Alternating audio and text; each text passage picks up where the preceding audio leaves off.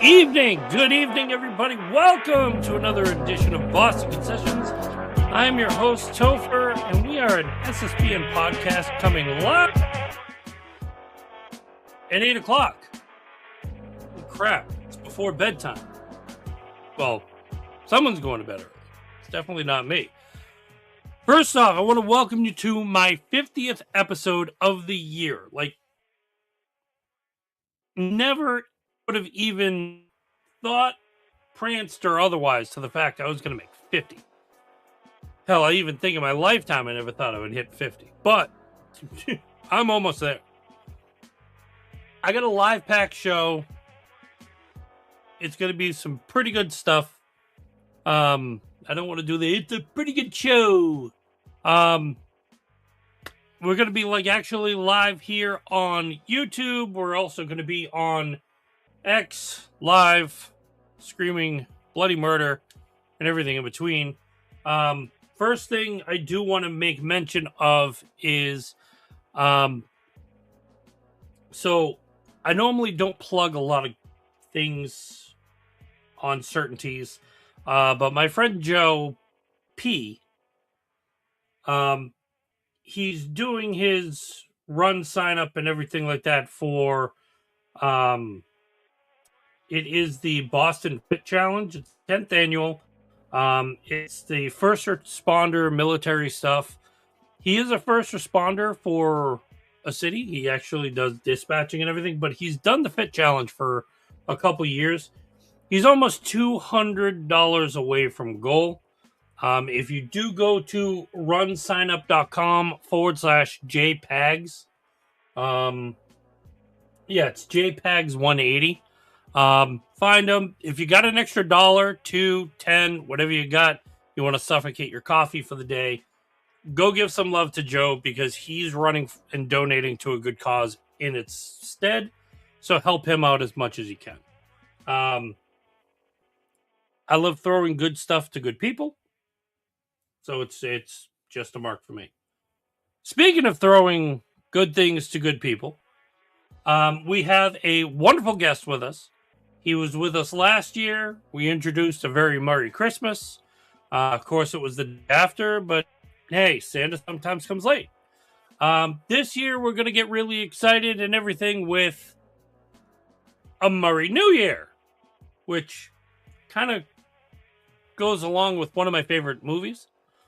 If anybody could tell me what movie it is, I will gladly give you a no prize. But ladies and gentlemen, please welcome the one, the only, the media darling of Boston himself, Joe Murray. Topher. Hi, Joe. What's up, Topher? You seem so excited and happy yay. 50th. When you told me that you had your 50th coming up, I thought it was your birthday. You did. I'm like, dude, I'm not even there yet. Come on. And now I'm wondering if I'm going to make it to 50. Listen, I kept on saying, I hit 30. I'm like, all right, I wasn't even sure if I was going to hit 30. Let's see how far it can go. 35, 40. I basically hit the 45 plateau, 46 in a month. So, can I hit 50? That's a good question. Well, I do 300 a year. Kidding. You know what? I don't even want to count. What? It's 52 weeks in a year. Dude, you're on way too much. I've worked on shows before where they celebrate milestones. So I was told that once you hit your 50th, it's okay. Which I've done way more than 50, but it's 50 in 1 year where I have to kind of pat myself on the back because I don't even think I hit 35. That's once a week for a whole year. Yep. What happened those other 2 weeks, bro? Nature called. Like Ace Ventura? Yeah, but there was no goal. There was no guano involved. I watched that shit now, and I'm like, man, I really am like immature as hell. Because like even when he does the Banaka with the butt cheeks, like it's funny, but like who? Like that's so like if someone did it now, I wouldn't laugh. I probably still would. I'm like in that phase to where like there's times I my brain, I'm still 46, but other times it's like I see something on TikTok, I see something on Instagram, and or Bird sends me something completely stupid, and I'm like, all right, now I'm back to being 5 again. I'm fine with it. When I hang out with Bird, I'm 5 again, which You I like. are? Well, yeah, because generally we're doing something that is careless, and I love being careless. I will say like I do love talking to Bird every once in a while because when I message him, first off I got to get through the 15 memes and everything he sends, which it always lightens my day. But afterwards, it's like, dude, what's up? How you doing? Yeah, Bird is a bird. He's like a bird. He can fly away. I thought he was the word though. Bird the word. I never understood that. The bird's the word. Well, everybody knows about the bird. So do you always play the music under your podcast? Yeah. So the music is now the new. That's the new theme that I have. That is actually created by a gentleman who I call my neighbor. It's my friend Blake who actually did the music. Nice. So that means that you can use his music on Spotify and all that. Yep. Yeah, Yep. when you work for a corporate, you got to obey these lines. Isn't it like 15 seconds of air stuff that you can do, and then it's like anything else you dead? We actually don't. We don't. Well, since we're so short-handed at night, we don't post anything, which doesn't help the numbers. But hey, the ratings came out today, and we kicked ass. So I guess we could have done better. You're going up against the Bruins and the Celtics. What more do you expect? No. We are the Bruins and the Celtics. We go up against nothing. Well, Christian Arkin, who I like. But no, what I mean by it is, I think we could be better if we actually posted our stuff, because we don't because of the copyrights. Yeah, and like I will say is Ice Cube. You like In or Out is Incubus. We can't play anything that's copyrighted and post it. Oh. And the intro of the show too. Really? Yeah. Well, I'll have to have Blake make you some music. Yeah, and then then Blake's gonna want to get a cut, and then he's gonna be a superstar. But with him, he's good for recognition. I know that. So, in the last 15 minutes, I've had a buffalo chicken Sicilian pizza and a half moon from Lindell's. Oh, I thought it was in the box. I thought you ate it. I I saved the box. Oh, I didn't save the moon. I'm sitting here like, all right, you were heating up a slice. I'm like, okay, and then it was like, hey, I got a half moon from Lindell's. I'm like, all right, is that for the after show? Leave the gun, take the cannoli. Yes. It's amazing people don't know that riff. A lot of stuff people don't know anymore. It's over. Oh. Society as a whole is, you know what? I got a rant. Can I rant about something? Absolutely. We got a couple minutes before you. This is your show. Somebody? Sure. This is your show. So can I rant? Absolutely. I got into a Twitter beef today. And some guy's coming at me. And then he called me fat. and said all I do is talk about food, which had nothing to do with the topic at all. So I wrote back to him and said, the second that you brought up my appearance, which has nothing to do with what we talked about, you lost. And then he started writing me back and chirping, and I just put him on mute. So I'll never have to see what he says ever again. But if you're going to call out my appearance when you don't agree with my take, you lose. Didn't we talk about this when I saw you briefly Saturday? What, the guy it's like someone doesn't like something from you on Twitter, and all of a sudden, huh? He said, "You're not as fat as I thought you were." No, well, it was that part, but the other part was, if somebody doesn't like what you do or otherwise, the first thing they go with is you talk about food, you talk about poop, and you're fat. Yes. It's like, can't you put something different? Yeah, they got nothing. Yeah.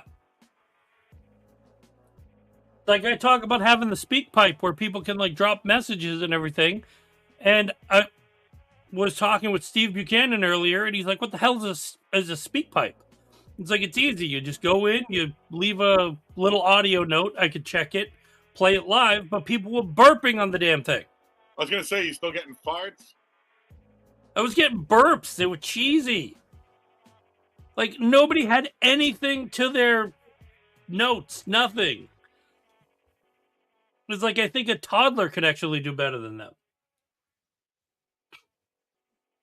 It's my disappointment. Speaking of burps, what's like the last good burp you've heard in a movie? Is it Elf? Are we talking like older movies or like something current?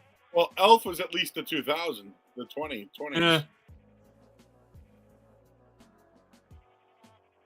Oh, Home Alone had a good burp. That's old, though. Yeah. Are there only Christmas movies that have burps? So they have Christmas burps? No, that's what I'm trying to say. Like, I haven't heard all the eggnog. Have we heard a good fart in a long time? Oh, Step Brothers had a good fart. Yeah. Tasted like what?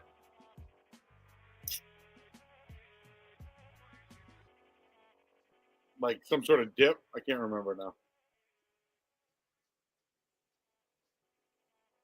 It wasn't chili.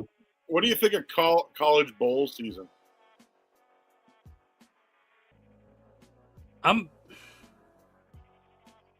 don't follow college as much as I used to anymore. I would love to, but yeah, I've got like so much on my plate. It drives me nuts. I think in my 20s and like early 30s, I was all about college football, and now it's try to focus more on the NFL. But I do like good bowls when you got like the good teams that go like head to head with each other. Yeah. I got Tennessee and Illinois going right now.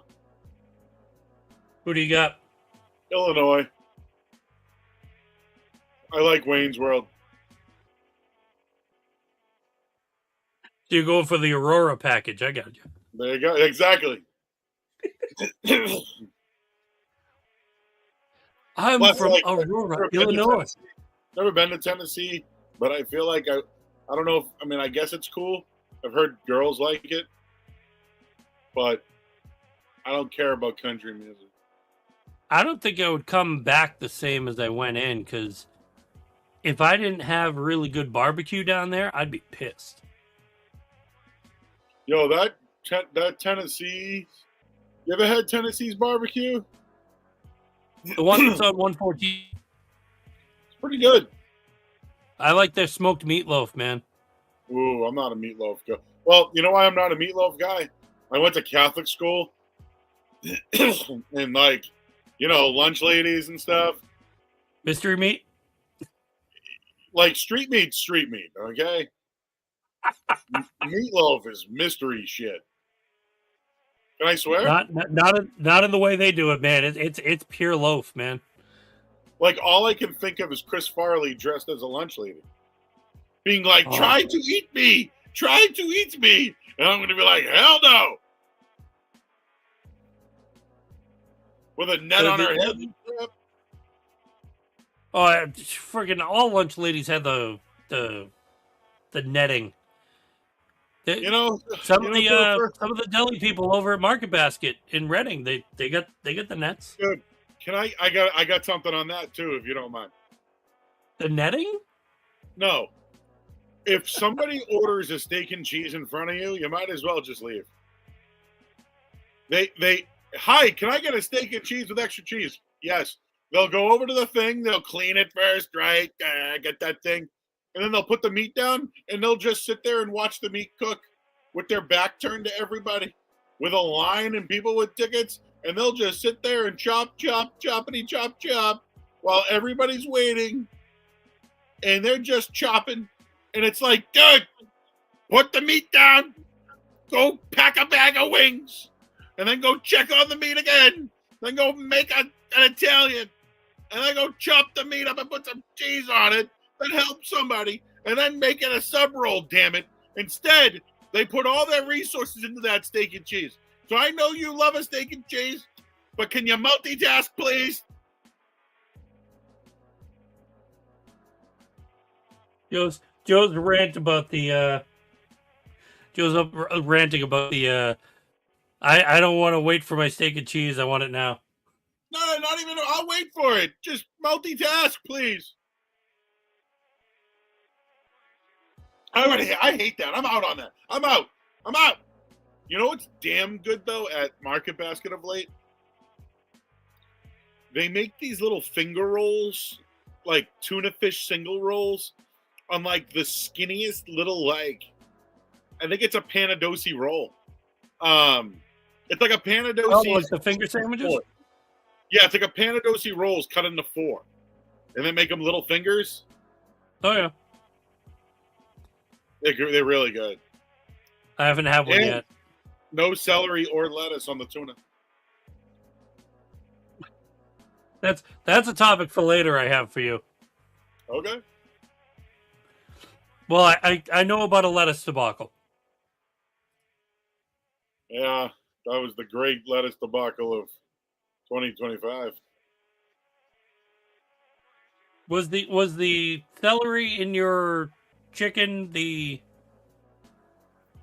was that 24?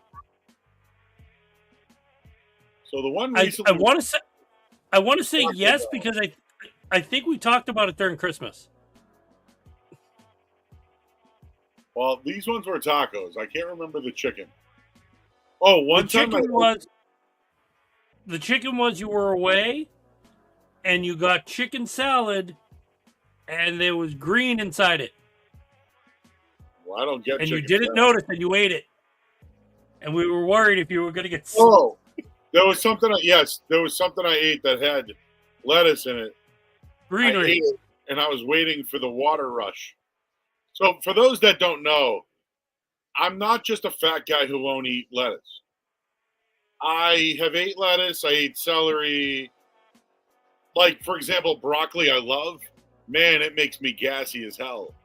Right? Like, I'll eat greens, but lettuce, for some reason, it's so water-based. It makes me... I have an acid reflux condition called GERD. It's not pretty. No, me too. For people who don't know what gastroesophageal reflux disease is your food sits in your esophagus. It doesn't go to your stomach. So it sits right there. Well, the act of it sticking there, your food is like trying to digest it, but it's just pushing back up into your esophagus. So you feel like you're always going to throw up. You get like dry heaves. It's really bad. I'm prescribed for it. So when I eat lettuce, it's so water-based that it goes right to the old Tumskis and right to the old Poopskis. And actually, believe it or not, the 6-7, everyone does this now. I hate that. It's 6s up and 7s down. So I can shit and throw up at the same time. We call that the old double deuce. Oh. Used to happen when I drank alcohol as a child. So Speaking of, I just got told something about deucing. douching? No, not douching. That's a whole new world. A world I'm not going down that. No. No. Um our guest is unfortunately finishing up the poops. Oh God. And if they're hearing this, like now I'm waiting for the message. Like, I'm not coming on now. It's a good intro. What'd you do, poop? What'd you do? Anyways, yeah. I have this thing now. Like most of the time, like what I'm doing is like if I'm watching anything on TikTok now, it's the people who have colonoscopies, and then I guess they before they have to leave, they got to fart. I crack up laughing every time I see those. Because I know there's going to be one day I'm going to have to get one, and I'm just going to be dying. Any word if the Pats and Chargers play, if it will be a Saturday at 8 or a Sunday at 1?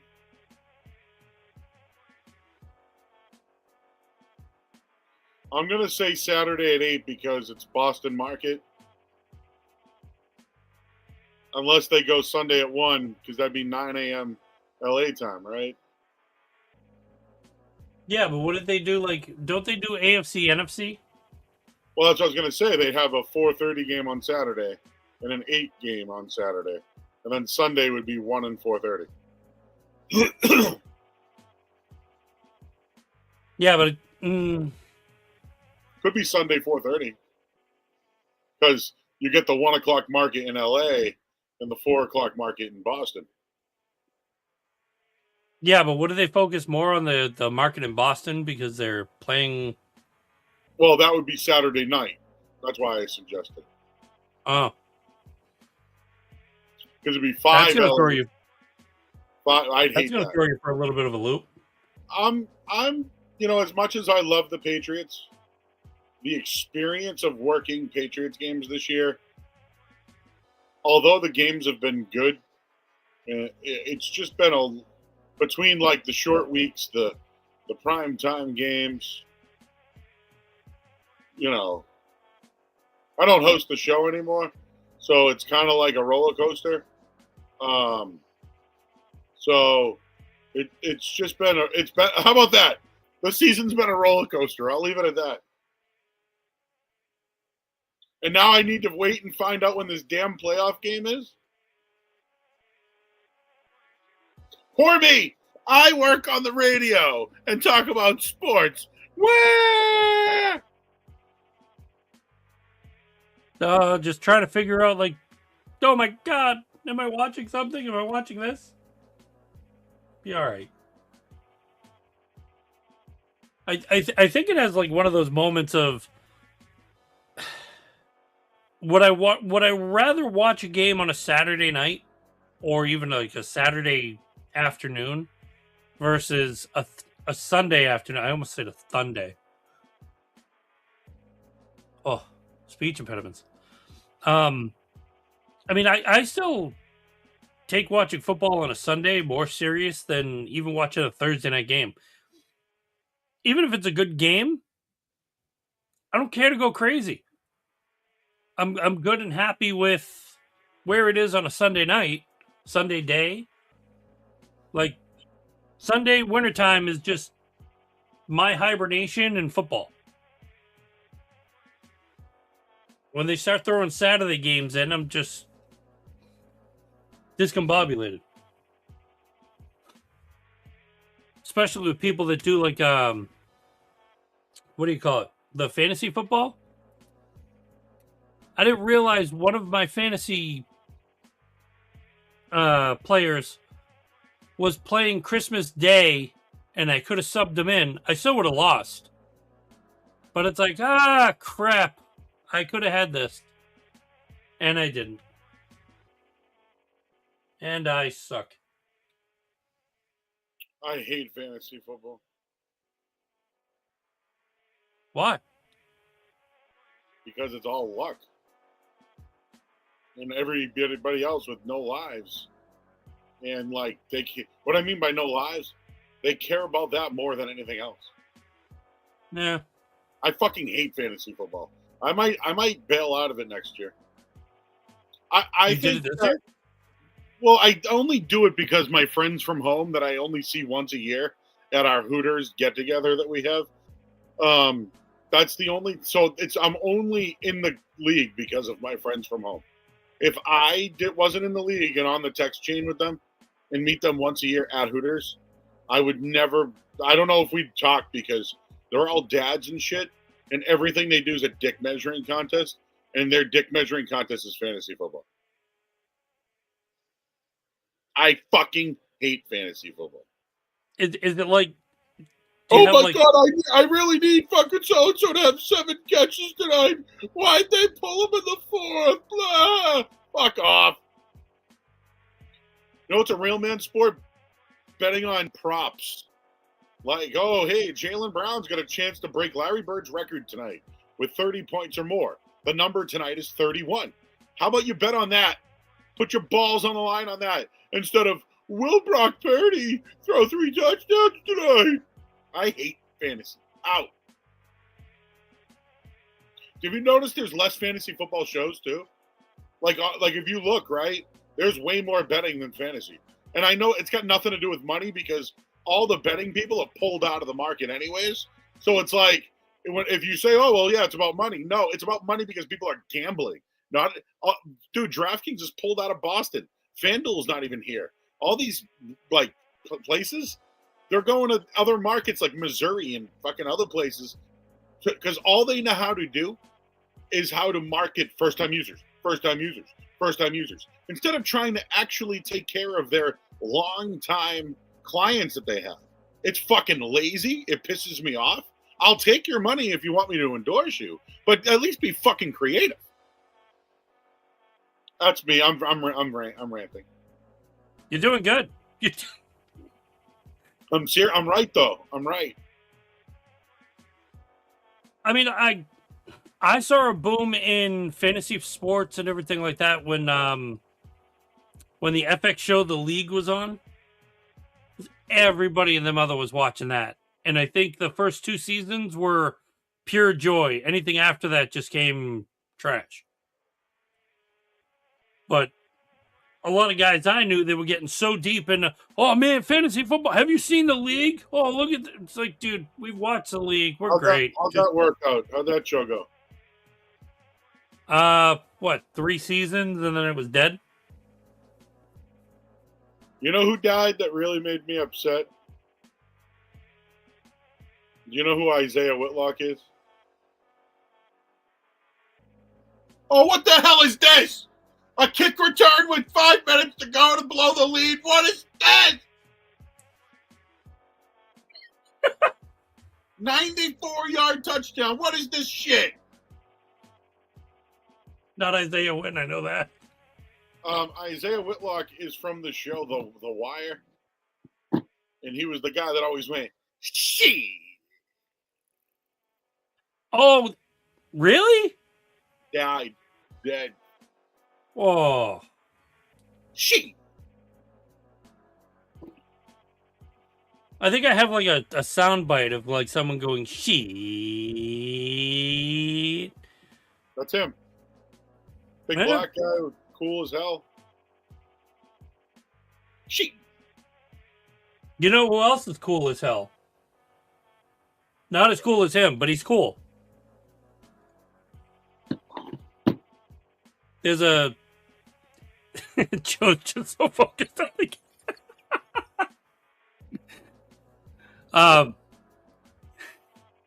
so there's this wonderful guy named Al Nahigian. I heard he's a cool guy. And I heard he pops in every once in a while. Hi, Al. Hi, guys. What's up? I was waiting for you to say something. I said hi. Joe's watching his football. Yeah, I've been watching the show for the last couple minutes. Joe Murray's going off about, a kickoff return. It's great. You guys are going off about burps and farts and everything. It's great. This is what I needed. It's what I needed the day before New Year's Eve. What's up, Topher? What's up, Joe Murray? Glad to be here. Glad to be here. My apologies. Is that why you had to tell me in a text message that you were shitting and then coming up? Yes. Oh, you just exposed him. Yeah, I'm used to it. I let him have his moment. It's gonna make. So now you're the guy who takes a shit. Pretty much. I gotta do a show. I gotta clear myself out first. Hey, which one's Al? Al's the one that took a shit before the podcast. Yep. Exactly. Hey, better than doing it during. That's the big thing. It's better than being like, oh, by the way, I gotta go. I gotta take a shit. I've had big interviews for jobs before I had to take a shit. Okay. Would you stop your podcast just to soil yourself, or would you just keep going? There was two times in my professional radio career of 18 years. Once was at 1510 The Zone. I had to work a BU hockey game, and when you come back from break, you just pot them up, and I was like, all right, well, the period should, go for about 6 or 7 minutes of real period hockey time, without a break. Well, they called a timeout. The team called a timeout with 6 minutes left in the third, instead of a minute left. And all of a sudden it was like, all right, we'll have more coming up next on the Terriers Radio Network. And I'm just in the hopper. And I can hear the guy Bernie going, Joe! And I just pulled up, ran to the board, hit the brake. Sorry, Bernie. And then it came back, and I went back and finished it off. And then once on the radio on 98.5 The Sports Hub. Uh-oh. I broke early, so normally we have 13 to 15-minute segments. I broke early at 11 and said, "Can you add a couple of minutes to the break?" And it was the water poop. Besides that, I can wait to the break now. There's always I think there's always somebody in the chat, especially the YouTube guys, that are basically, oh, it's a long break, so either Joe's got poops or that's not it. We have to pay bills. Listen, you poop on company time, why not? I get paid whether I poop or not. Yep. What's up, Al? Not much, Joe. Long time no talk. It's been a long time. Doing? How you been? I'm all right. What are you doing? Just educating the youth, and then when I don't educate the youth, I sleep. That's my whole life. Educate the youth and sleep. No, not that one. I do a Patriots one with a couple other guys. You look in the title; it's kind of hard to see, but it's called Tuck Rule Takes. It's a strictly Patriots podcast, but it's still it's a good time. I know it's kind of blocked out a little bit too because it's so long, but yeah, doing the Patriots podcast once a week. That's about it. And you use the Tuck Rule as the name. Yeah, I didn't come up with it, so I put the podcast together, and Topher remembers this. When we were a part of Couch Guy Sports, yep, we needed a Patriots podcast, so I talked to the host, and I'm like, hey, I'm going to pair you with this kid that's a producer, put them together. And then years down the line, they're like, hey, you want to come on? And it just started being a weekly thing. So they're like, hey, you want to be the third co-host? I'm like, yeah, I'm on every week anyway. So they're like, cool. How's Nick doing? I haven't talked to him in a while. He's good. He, I think he's in, yeah, I haven't really talked to him much either. I talked to Scally more than I talked to him, but I think Garrett Scally chirps me on Twitter, and I always want to body bag him because he talks shit to me. No, but you know what it is bro, I work every day in the media. You're talking to me like I'm a fucking schmuck. When I want to body bag his ass about it. Because it's okay if we have different opinions. Just don't talk to me like I'm a fucking stooge. You know what I mean? I know. No, I do. I do. Like today. Well, I'm just going to bring this up. I heard about the Stephon Diggs thing, but it seemed like a rumor. It seemed like a rumor. Right. But who the fuck am I to go on the air and say, hey, I heard this? I have no source. What the fuck? Why would I ever do that? And then it came out today, but come to find out, the shit's been going on for a month. So it's like, you hear a lot of shit. But it's like, oh, yeah, I heard about that. Dude, I've been hearing shit for fucking 20 years. But you don't go with it. You let someone else do that. I hate people that want to break shit first. Hate that. Out.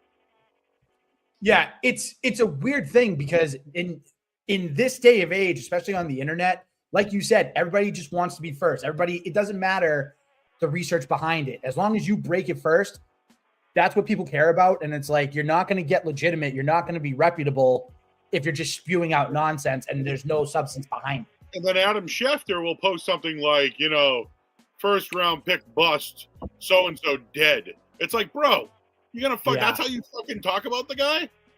Oh my God. That was Dwayne Haskins, right? Haskins, right. And come to find out he's on the side of the road. I don't know what the fuck. Anyways, I won't get into that one, but it's all good. When someone dies, you like Hulk Hogan died, right? Hulk Hogan, the character, loved him. Hulk Hogan, the person, Terry, fucking don't like him. But you know what? You put respect on the name first. Hey, when OJ died, people talked about the football player, then talked about the asshole. Yep. Both men, I believe, on our Mount Rushmore of assholes, Joe. Mount Rushmore of assholes, yes, very much. Did Joe or Topher, did you guys watch the Mr. McMahon documentary on Netflix? Yeah. I think I got halfway through it. For someone that's not a wrestling guy, at some point. I actually loved it. Huh? Yeah, dude. Vince McMahon, Mount Rushmore of assholes. Yeah, he was on that. We just mentioned 3 of them. Bill Cosby. Bill Cosby also on that list. Everyone we loved, Al, was a fucking asshole. Everyone we loved was actually a human asshole. I grew up on Bill Cosby, jerk. Vince McMahon, jerk. Hulk Hogan, jerk. Right? Like, everyone that was like an icon was a fucking asshole. O.J. Simpson, not a Jew, but he was an asshole. There's probably more I could come up with. That's all I got right now. I think you know something, we went deep into that for like 15 minutes trying to figure out like who was on a Mount Rushmore of assholes. And for the 4 or 5 we came up with, I mean that was big death from our childhood. I love Mel Gibson. He's a fucking asshole. Yeah. Yep. I've heard that. I love Michael Jackson, and I don't even know what to believe. I loved fucking P. Diddy. How about that? Is it the new year of assholes now? Fucking P. Diddy's on the list. Who else we got? If you think about it, how much of the world in news has changed where like everything is like baby oil and otherwise? Yeah. But for real though, like, is there any sports people that turned into jerks this year?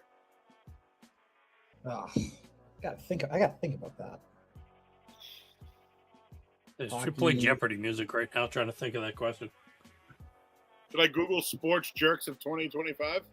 Might as well. Might as well at this point. I mean, Stephon Diggs will probably come up as one. Well, I don't. All right, here's the deal on Diggs. He's technically never been, like, in trouble with the law. Right. Like, nobody wants him to date your sister. But, you know. I remember that. The Viking locker room. That was good. Was he on the Vikings boat?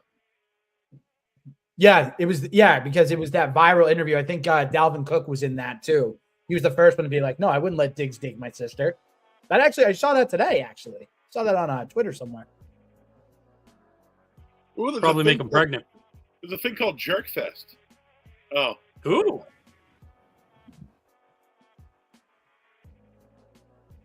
Like I found something that says jerks of the week. Is Bill Belichick a jerk? Huge jerk. There we go. We love him though, right? Yeah, we love him because he won. We love him because he won. Yeah.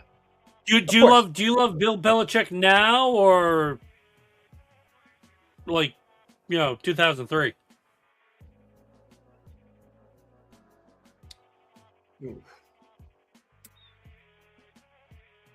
I know that's really hard. It's you love. I think you love the results. You don't love the person. You love the results he brought you. Brought you I 6 think- Lombardis. I think you are embarrassed to the level he stooped to, and that he's better than that. Right. And not to mention Jordan. Like, if this was the 90s, we'd be like, yeah, Dad, go get it. But in 2025, it's a bad fucking look. Yeah, it's not great. Not great, Plus, Bob. Not great. Plus, she's involved too much. Yeah. Yes. That's the part I think like I'm out on. It's one thing if she's just there, but to where she's putting her hands on stuff she shouldn't be touching is Right. I'm not talking about Bill. I'm talking about just everything in general. All right, jerk athletes. I don't know why Serena Williams is on this list. Tiger Woods. Okay. Lance Armstrong's a fucking jerk. Yeah, I've heard terrible stories about Ben him. Roethlisberger's a piece of shit too. Mhm. I was about to say Brett Favre. Good one. Yeah. You know who's really taking a step back? LeBron. Again, LeBron has never ever been in trouble with the law. I like there's some things that you can respect him about, but he sucks at basketball now. Yeah. Like Michael Vick. Here's how why. much- I want to bring up Michael Vick for a second because what he did wasn't necessarily, and I don't want to like get into the weeds of it, but he did fund an operation. Mhm. But he also went to jail, served his time, and gives back to the community and the dogs. Like I'm sure there's people who will be like, he's a fucking asshole. But I look into people that try to rehabilitate themselves. And I from what I gather, he's been good on Fox and he's done a really good job. And he's coaching a college team now. Norfolk State. Yeah, I mean, like he's given back to the community for like what he's done, and like he notices what he's done wrong, especially with his time. But there are some of the people that are just like, I don't care. Like let someone think like I'm an asshole. Who cares? Anyways, Would you guys Go ahead. Would you guys consider Jim Harbaugh a little bit of a jerk for what he did at Michigan before he went to the Chargers? Yeah. Maybe not exactly, but like Urban Meyer's higher on the tier jerk list. right. Oh, Urban Meyer's on the creep list. I mean, Bobby Petrino's at fucking North Carolina I know. with Bill Belichick. Ugh. Remember the Yeah, I heard of motorcycle thing? Him and the student, the motorcycle guy.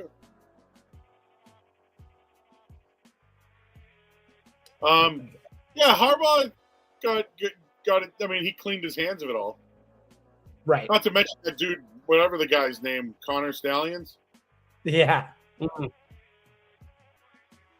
Yeah. He took a lot of heat for all that stuff that happened. I mean, You Sharon Moore is a fucking asshole of 2025. Yeah. Yeah. I think I just saw the list of Tom Brady's on this list that I was looking at. He ain't no jerk. Al, Whoa. Al, Yes. you still He- in Linfield? Still what? Where you living now? I'm in Dorchester. Dorchester kid, huh? Mm-hmm. Have you hit up Lambert's recently? Literally live 2 minutes from Lambert's. It is the best. Dude, I fuck up. Nino's the owner. He's from my town. I Oh, no way. I go to the Westwood one more, but I fucking love Lambert's, dude. There's a cookie lady that down the street too. Yeah, Lambert's is lady. good. Is the Puppeteria still open on fucking Galvin Boulevard there?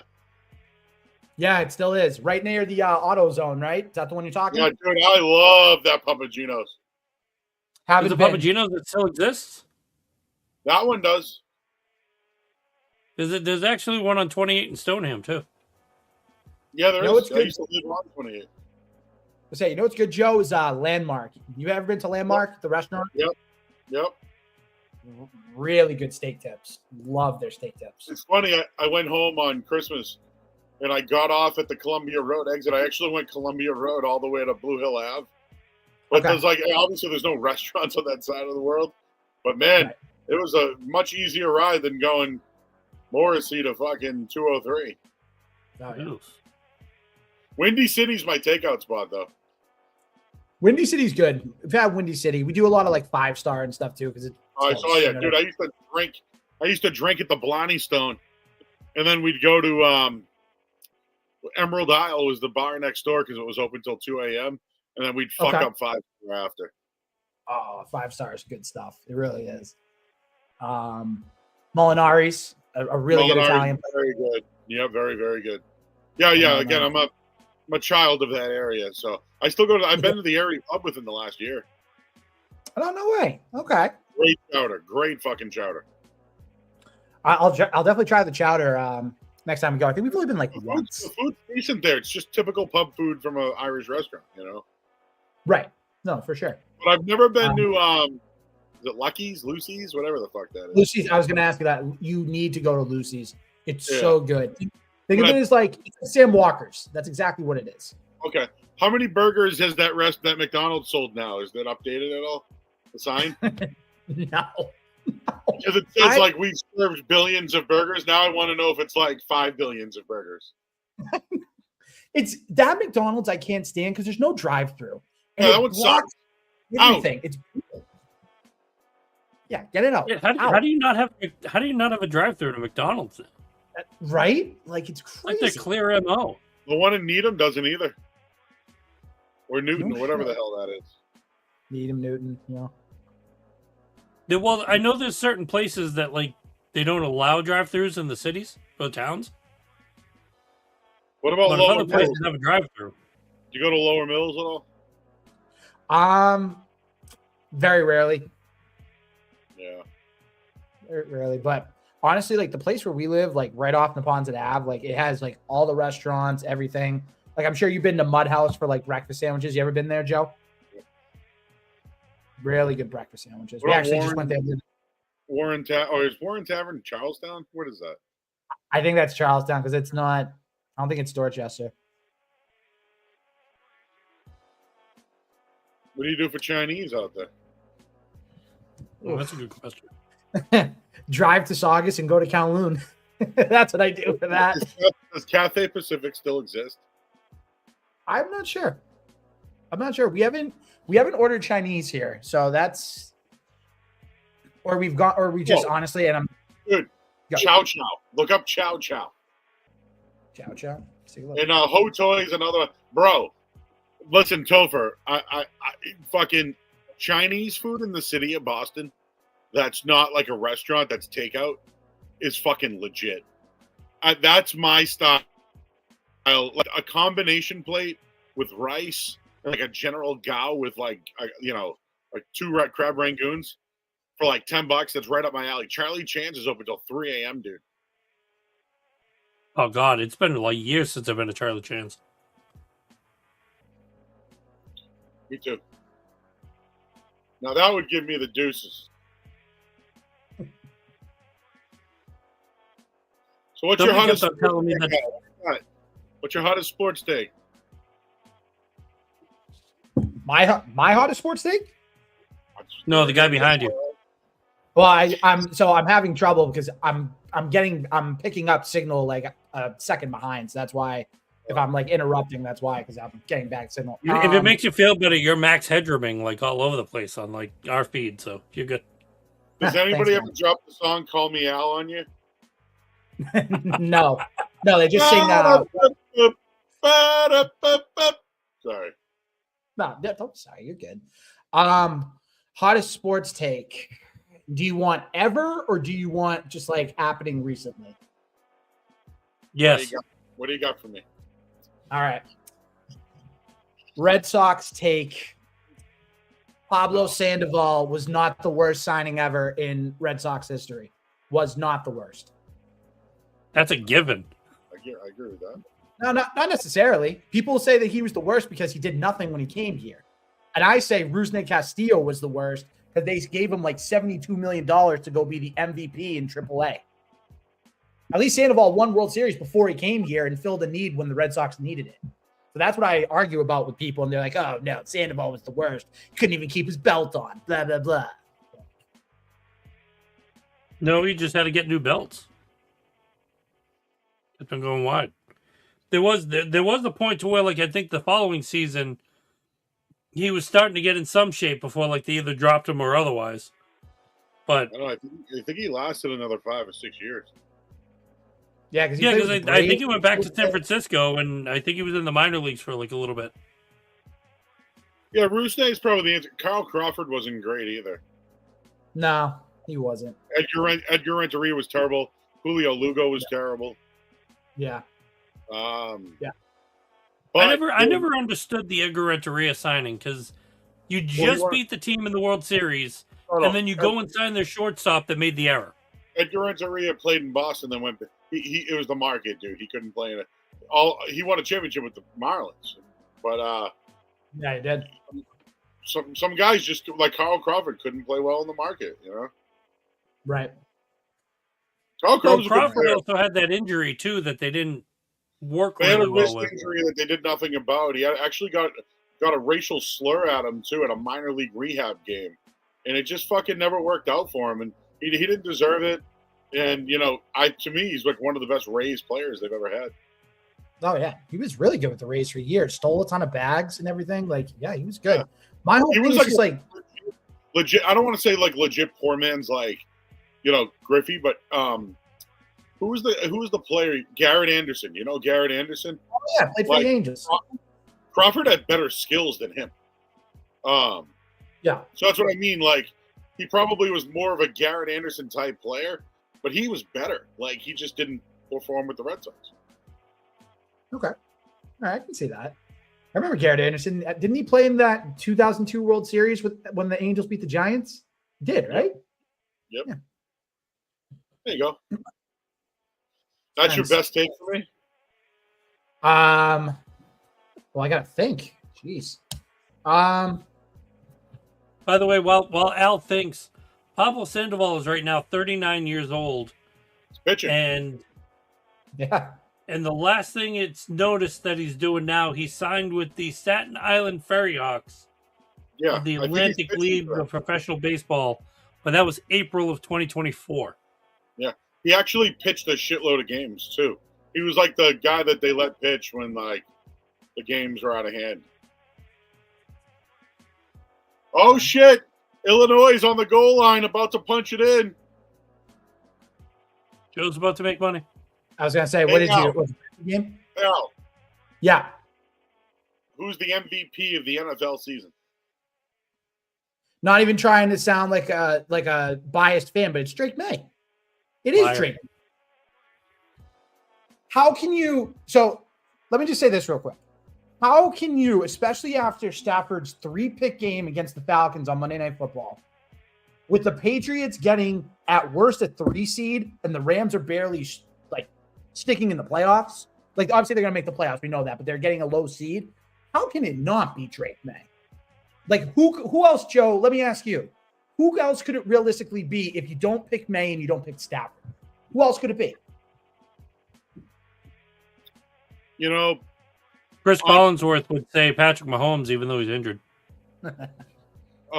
This is an unpopular take, but since we're heading into Week 18, at one point I thought Jonathan Taylor should have been in the mix. He's not now. I was too. Remember when Baker Mayfield was in the mix? Yep, early on the season. So the season lasts a long time. This is very unpopular. But I think Trevor Lawrence and Caleb Williams deserve consideration. I don't think that's unpopular. I think that's a fair and level-headed take. I think with how Trevor Lawrence's season started to where he is now, it makes him like a candidate if the early part of his year didn't exist and it was just on what he's doing now to get the team in the playoffs, making like a huge stride with everything, oh my God, he would be right up there with Drake May, and I'd be having the argument that Stafford's out. I think Drake May is most valuable to his team. Right. Which should give you an edge to be the most valuable player. The reason why Stafford's getting the credit is because it's almost as if you add an MVP award to him, it locks up his Hall of Fame candidacy. Not to mention, I'm being unbiased. Yeah. He played a way tougher schedule than everybody else. Right. And that's the question that's the one negative thing against this Patriots team, right? Look at who they've played this year. Titans, Saints, Browns, Jets, Dolphins, who ended up being bad. The Bucs, who ended up being bad after the Patriots took care of them in Tampa. So yeah, it was a crappy schedule. But again, I mean, at the time, at the time when they were doing their thing, though, I make this argument and nobody's chirped at me back, thank God, because it reigns true when they don't have anything to say about it. The Patriots have played, I believe it's 5 or 6 top 10 defenses in the league. So whether their stat line or whatever doesn't show it, or their record doesn't show it, they still had a formidable defense that maybe their offense just didn't cut it. But you still have to go in and play that team. I think schedule talk's fucking lazy as hell. Did you put up numbers? Did you put up numbers or not? Did you perform when you had to? Conditions, short weeks. It doesn't matter who you play. You fucking win the games, right? Like the Dolphins beat Buffalo. The Dolphins beat Buffalo this year. The Giants beat the Eagles, who won a Super Bowl. To me, like, if we like, and again, this is just because I do this every day, but I hate when people talk about the money with the Red Sox, and I hate when people talk about Sweeney sucking, and I hate when I hear about the schedule. Like, there are just these things that are so easy to crutch and say that what else do you have? Your depth is so fucking limited if that's what you have to say. So, like, and that's just me being, like, very critical. The Patriots weren't projected to win fucking more than 9 games, and they have a chance to win 14. The reason for that is Drake May. I know. That's it. Like, Drake, like, and I'm not even being a homer. Like, I want to be unbiased. I think what Caleb Williams has done has been more impressive than what May's done.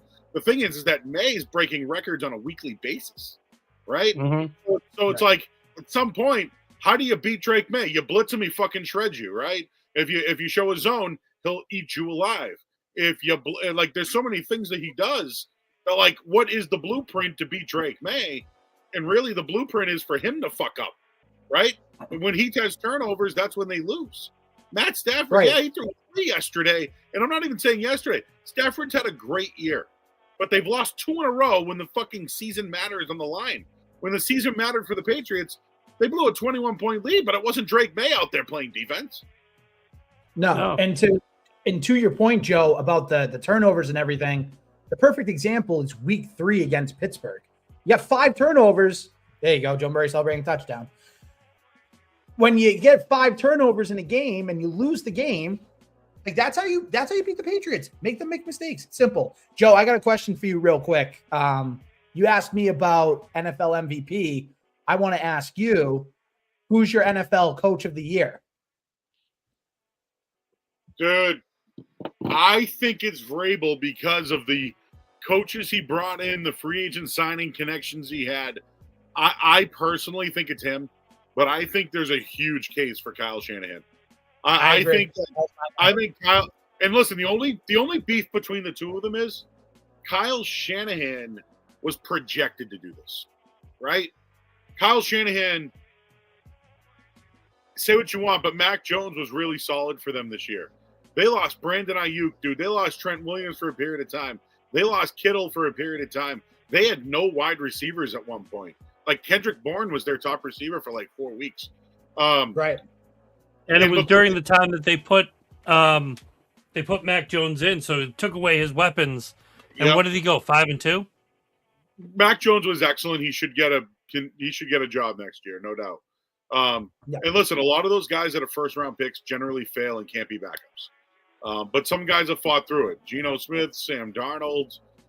There's just guys that have been able to. There's just Baker Mayfield.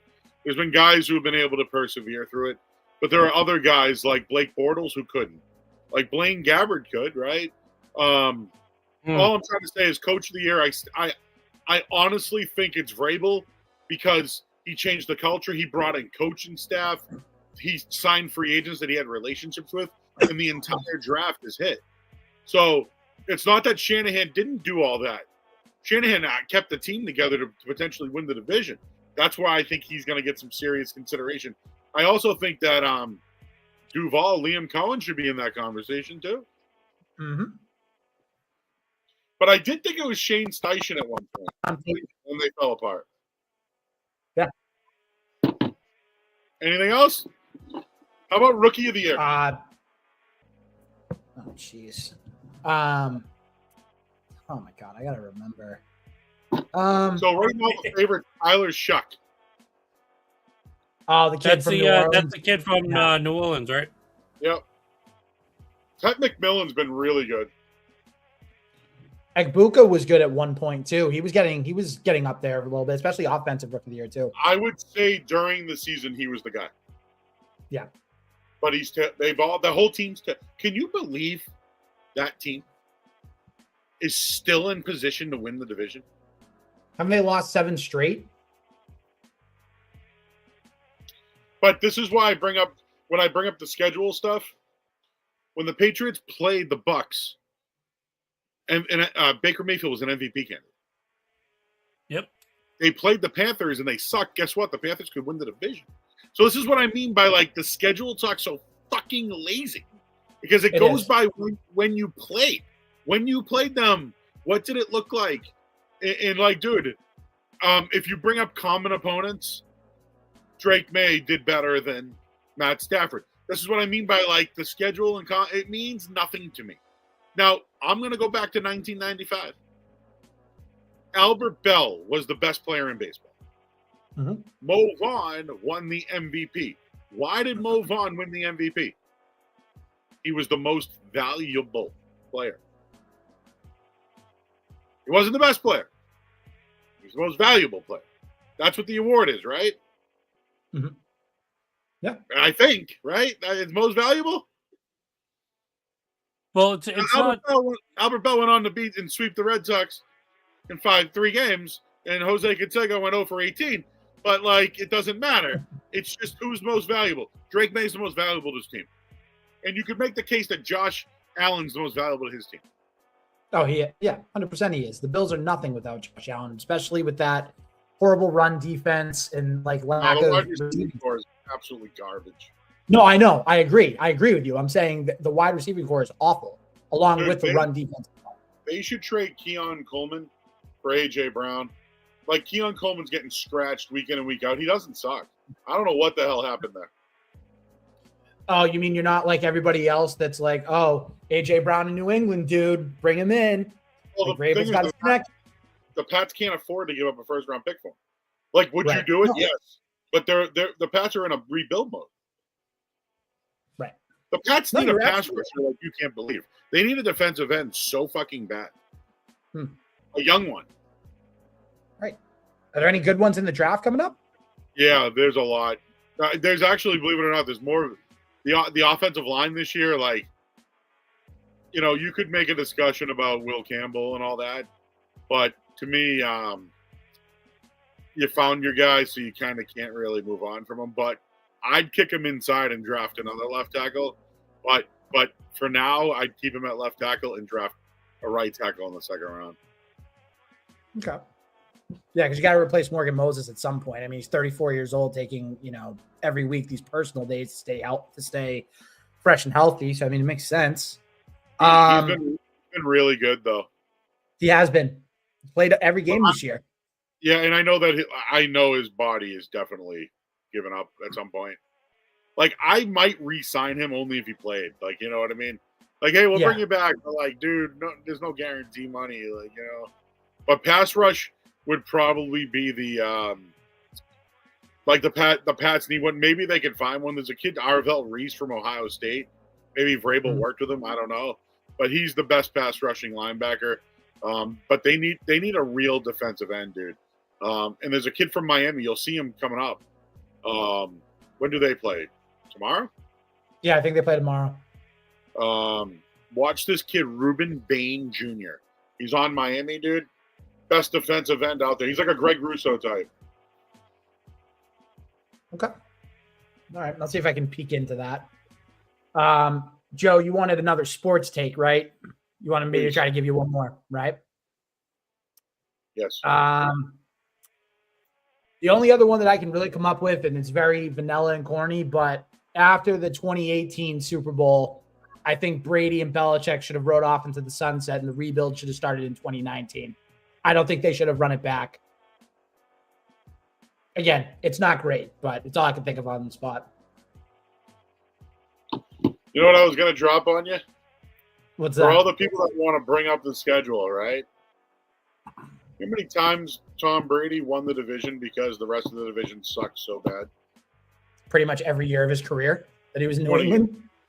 20, Yeah, exactly. 18 of 20 years. So we're not going to give Brady. So we're not going to give Brady credit anymore because he had an easy schedule. I know. The division I'm was with so you on the easy. schedule.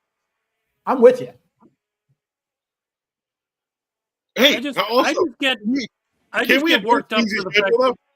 Can we admit it's an easy schedule? Of course it was. It's an easy schedule. no. No, I would like to admit, I am formally admitting on the fucking Boston Concession Show, the Patriots' schedule is easy. It's okay to say that the Celtics' path to the final was easy. But you know what? You have good regular seasons that are easy or not to put you in a position to win a championship. So fine, it's an easy schedule. But guess what? They won every fucking game. Mm-hmm. Sorry, I'm bent.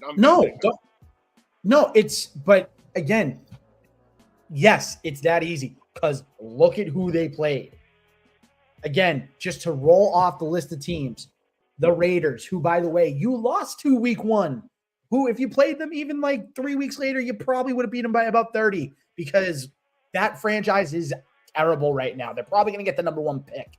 You played the Giants. Really quick out. Yeah. Who did the Falcons just play against? The Los Angeles Rams. And did the Falcons win? Barely held on, but yes. And who did the Patriots play the Falcons? Yes, and they beat them because Parker Romo forgot how to kick an extra point. Did they win? They did. They won 24-23 that game.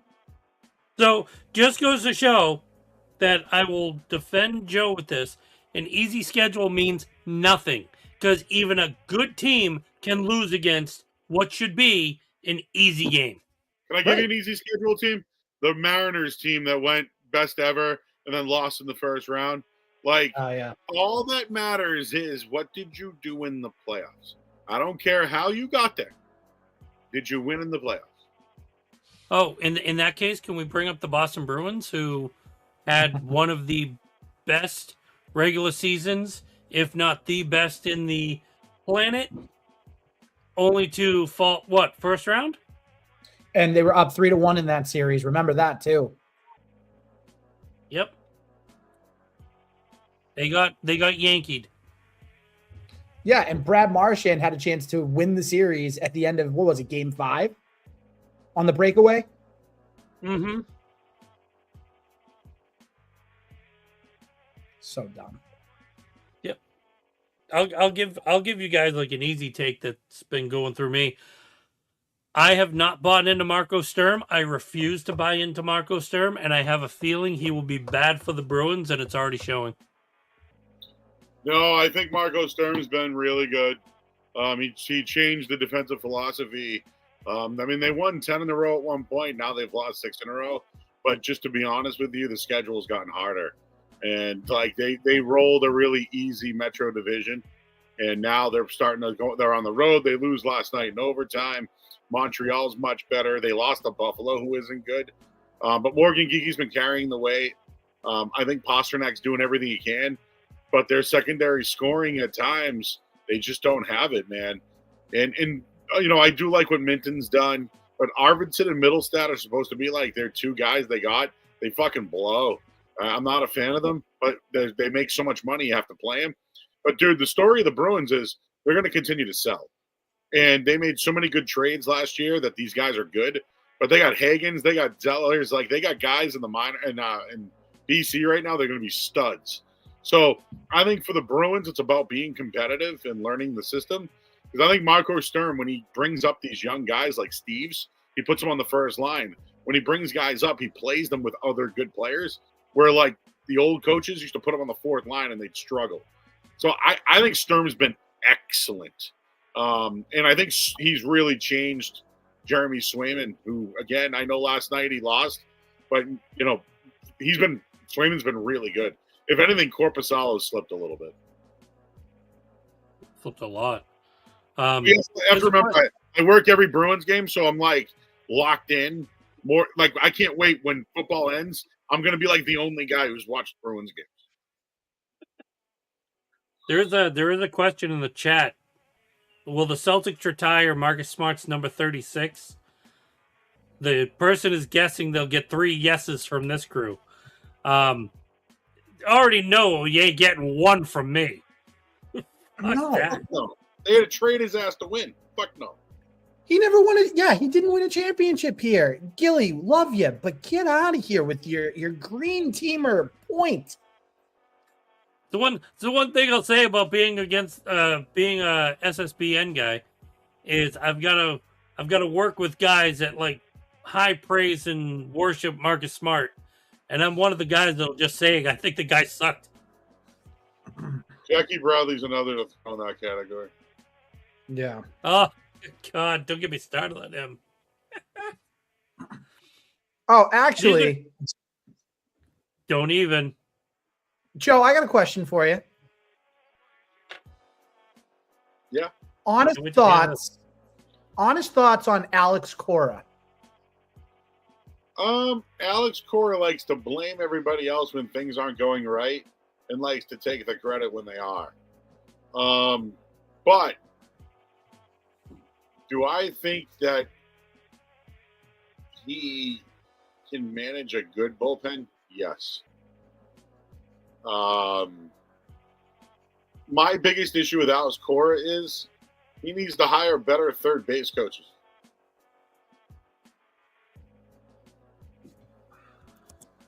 Alex Cora is not the issue with the Red Sox.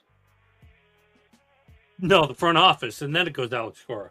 No, I think the issue with the Red Sox is their development system. They have great players, but they don't teach any fielding or fucking. All they care about is range and drive line.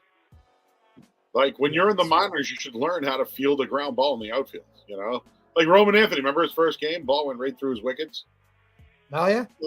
Like, Roman Anthony's a great outfielder, too. It's just that they didn't like Christian Campbell, they burned his ass. Like, he can't defend. He has no position, but he can hit.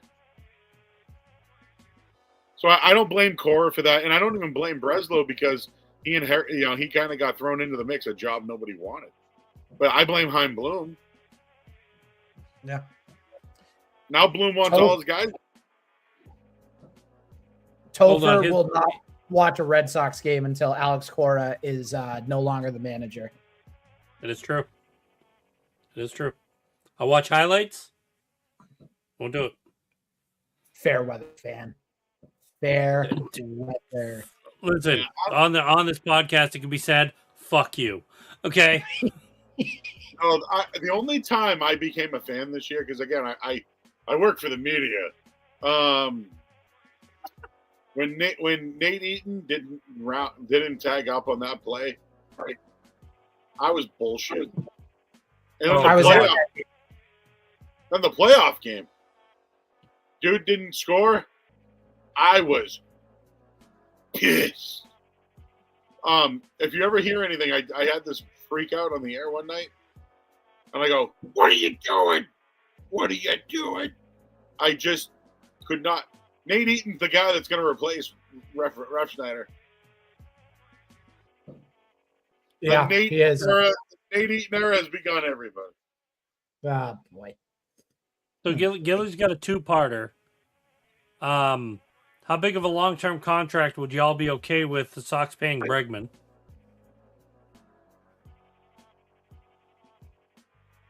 Al? Okay. So I would give him, and the number is going to sound large, but wait for the breakdown. I'm going to give him 5 for 180, but the first 2 years, hold on, you get that thumb out of there, Joe Murray. The first 2 years, get that thumb out of that bubble. First 2 Stop years. focusing on his thumb. Just go with. It's hard. It's hard, man. I don't listen. This isn't I that got kind of the first podcast. I don't want to hear that shit. Look at the size of this fucker. Can I put it right over the thing? Yeah. Perfect. What'd you First 2 say, years- 5 and 185, dude? What did they offer said- fucking Alonso? Hold on. First of all, I said 5 for 180. Less than You know, that. it doesn't make up for difference. 180. Second of What all, did they offer Alonso? You mean to tell me Bregman's worth more than Alonso? hold on.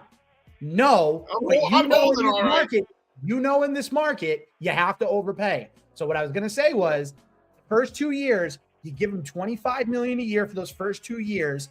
You backload the last 3 years of the deal, and then you give the option in the third and fourth year to opt out, because you're getting the player at 32, 33, and then at that age 34 season, you can make a decision with him. You want to let him leave? Let him leave. If he keeps producing, then you got him for another year or two. So again, you're backloading the contract to see what you can get out of him. I mean, would you rather Bo Bichette? Yeah, 3 and 85, absolutely. If I'm paying someone that much, especially with Bo Bichette, where it looks like he's carrying himself a little bit more, I think it's 2 years. He's 2 years younger than Bregman. Might think even it's be like- 3. From what I'd I've rather heard, take that than the other thing. from what I've heard, he opted out of a deal with 3 guaranteed years at $40 million. I was told they're at 3 and 120. It would go up to at least 3 and 150.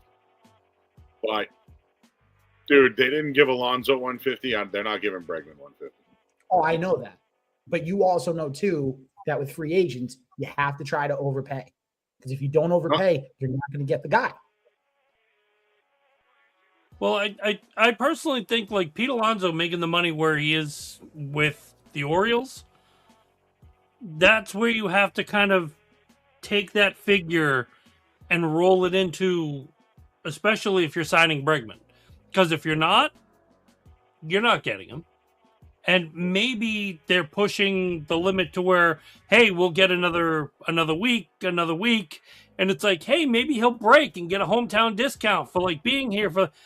Listen, he's here for a year.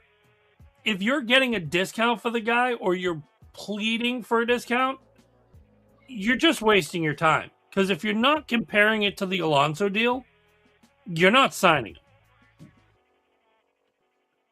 Hey, did you guys see how much money the Red Sox have spent this offseason?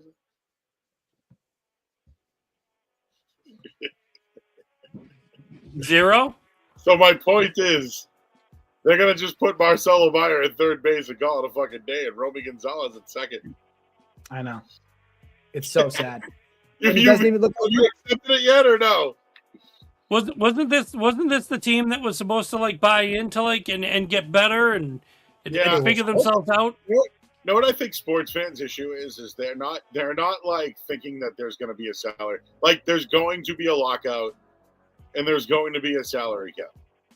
Right. And the Red Sox are already ahead of it, and they're not spending because they know. Not to mention they just made $1.7 billion selling the Penguins. Too.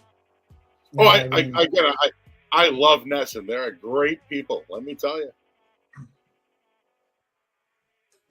So, other question that's on here from Gilly: how does Alex Cora not have the inside track to hire his brother Joey as a third base coach? That Good question. I don't know. Fuck, I don't care. I don't know. Next Great, question. another corner we got to deal with. What the fuck? Next question. No. Take another. You know what, though? They do need a new third base coach. I got to tell you, though. That Oh yeah, fucking get guy- Kyle Hudson out of here, please. One that'll read the center field arm better. I still remember seeing that play, and I went in and I checked MLB The Show, I checked stats, statistics, and otherwise, and if I'm a third base coach, I'm sending him. I'm sending him because the minute Alex Cora was like, "Oh, well, yeah, you can go down here and we gotta test the arm and everything like that, and we gotta do our diligences." What arm are you testing against? If you had him versus Johnny Damon, you're probably getting the same arm. Did you know that Joey Cora is 60? Did you know he last was a third base coach in 2021? Oh, Sorry, I didn't mean to do research to shit on your take. I'm sorry. no, it wasn't. It wasn't me. It was Gilly asking in the chat. I have nothing to do with it. Oh, Gilly, come on, bro. The guy's 60. You want him Wendell Kimming them in? He's Rest sending in peace, smoke Wendell. signals. Rest in peace to Wendell Kim, who sent him in. Wow, the Celtics are getting their dicks kicked in right now. Yeah, I just care about Missoula Jalen. Just care about Jalen Brown scoring 30. That's all I need. I did bet that. Oh yeah, this is something I wanted to bring up. I went on a huge fantasy football rant earlier. How I fucking hate fantasy football. But do you think people care about the games more or the betting props? I think they care more about the betting props because that's what the world is. It's sports gambling. They care about their players and what they do. Yeah, like the Utah Jazz could beat the Celtics tonight, but as long as Jaylen Brown scores 31 and I get 4 rebounds from Derek White, I hit my parlay and I go to bed. I don't give a fuck if they won or lost. Right. Same with me. I bet Jaylen Brown 30 plus points for the King of the Court promo on DraftKings. And so I just want him to hit that. That's it. Ah, okay. Yeah, so you're making my point. No, I am. I agree. Listen, I'm with you. So therefore, I also would like to make this announcement as well. Just because Drake May is the favorite for the MVP doesn't mean he's going to win. Oh, of course not. Okay, just want He's going to be voted. No, I think he should win it for all the points that we made earlier, and especially the point you made about most valuable to his team. But it wouldn't shock me if Stafford won it at all. Hey, what's your favorite? One of the highlights I liked when I was reading was, Drake May's not going to win it because he's too young. It's like, do you know how many second-year quarterbacks have actually won the MVP? Yes. Lamar Jackson, Patrick Mahomes, Dan Marino, Kurt Warner. Yep. Brett Favre. No. And Burt Jones. Was Favre and Jones one of them? Favre was 5th year, sorry. Because he played for the Falcons first. Oh, yeah, that's right. My bad. My brain tells me 2nd year, but yeah, I think I named them all actually. Yeah, it was the 4. Because when I fired that back at the kid, he was just like, "Huh? Yeah." Yeah. There are some people that don't know anything past 1981. Yep. Or think a soft schedule matters. Joe, what were you about to ask me? I think you were about to ask me a question. Your favorite bakery of all time? What's your favorite bakery good? Like if you walk into a bakery, Yep. what gets you horned up? Wow. That's a question to ask. I know. That's a hell of a question. That's some beautiful wording. I know. Hell of a wording. Wow, I gotta think about this. I had a great Half Moon today from Lindell's Bakery in Somerville. Shout out. Okay. They stacked it so fucking thick. I posted a TikTok about it. But you know, it's moon pies, it's cannolis for me, and a good lobster tail. Lobster tail. Ooh. Okay. Not a cannoli guy. I never could get into the cannolis. I couldn't do it. I'm out on cannolis. I'm out. Are you Armenian? I am. What's like an Armenian treat? Oh my god. There's a dessert. Oh my god, I can't think of it right now, but there's a dessert that if it was in front of me, it's sweet. It's like I gotta hold on. Give me a second. I gotta look it up because once I get the name of it, I'll be able to tell you. Hold on. Armenian dessert. I'll say one of my. That I got it. Baklava. That's what it is. Greek. That's what you had an issue like thinking of? Armenian baklava. They make an Armenian style of it. What's an Armenian? I mean, what were the honey, the nuts, and the cracker? What else? Chopped walnuts, pistachios, Yeah. honey. I mean, I was always told that it could be Armenian too. So Okay, what makes it Armenian though? there's nothing specific about it. It's just literally they just say Armenian baklava. Like that's all they've said. That's all I've ever been told. So Now I got to I do got it some right. information. Now I got to do the research. I got some bad information. Put it that way. Armenian baklava. Okay, here we go. Armenian baklava is a rich, sweet, layered pastry that is a staple of a special occasion like Christmas and Easter. The key difference in variations is they use a cinnamon and clove-infused walnut filling and a spice simple sugar syrup rather than just honey from the Greek. There you go. Okay, so there you go. That was a phone slam down. Like, hey, I just read that. Yep.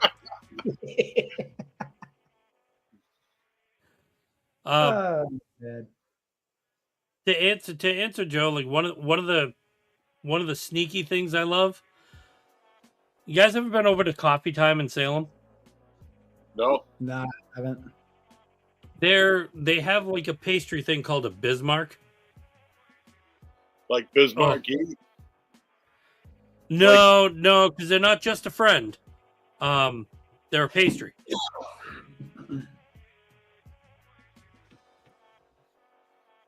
It's a fried donut shell split and filled with fruit filling and actual whipped cream. They come in raspberry, lemon, blueberry, or strawberry.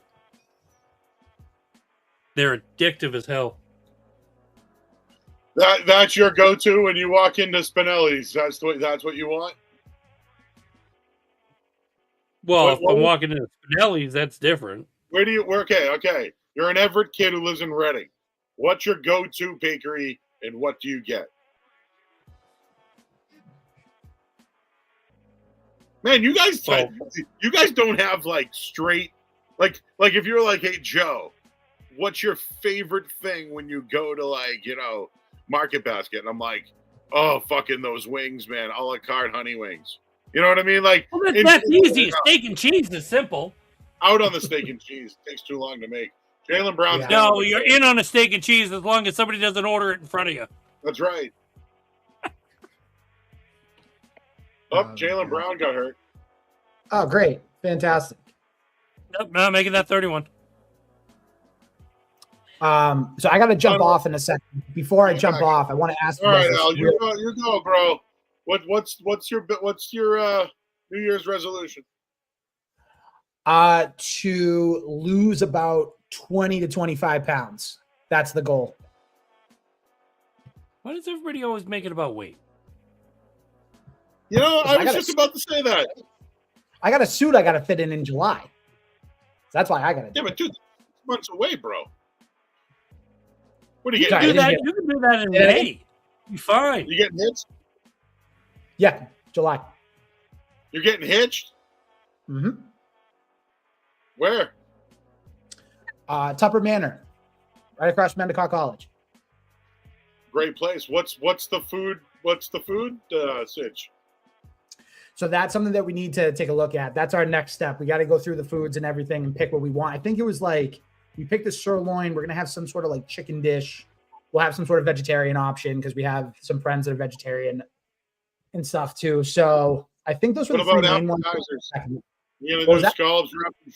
scallops wrapped in bacon? I mean, we could. Like I said, we gotta go back and look. That's the next thing on our list. Like we've been slowly. Do you have a things off. choice here? Do you have a choice? I mean, if we're gonna be honest, maybe a little bit. No, No, he doesn't. a little bit. Meaning no. I have tried to pull things out of this guy tonight. I feel like I am like fucking, Scorpion. Like, get over here. Like trying to get things out of you. I understand. Oh jeez, I thought I cashed out. Jesus. No, we have been so focused on doing everything else that the food is on kind of the back burner. But now that we've gotten a lot of it done, now we're gonna kind of make sure that the food and everything is gonna be taken care of. Thank you, Gilly, by the way. Appreciate you. But before I jump off real quick, and by the way, pleasure as always to talk to both of you. Super Bowl prediction, real quick. What do you got? Buffalo Rams. That's mine. That was mine. Bills Rams.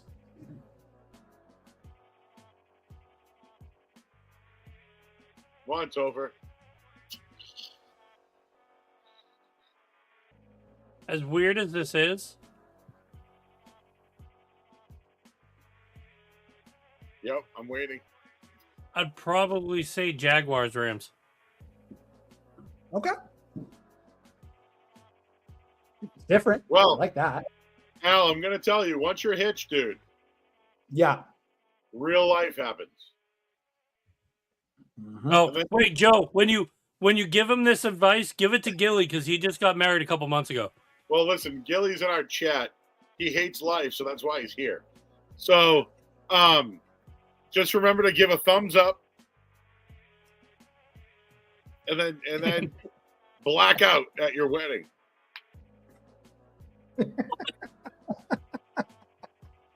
Will do. If the be a man guy was here, he would probably give you that same advice.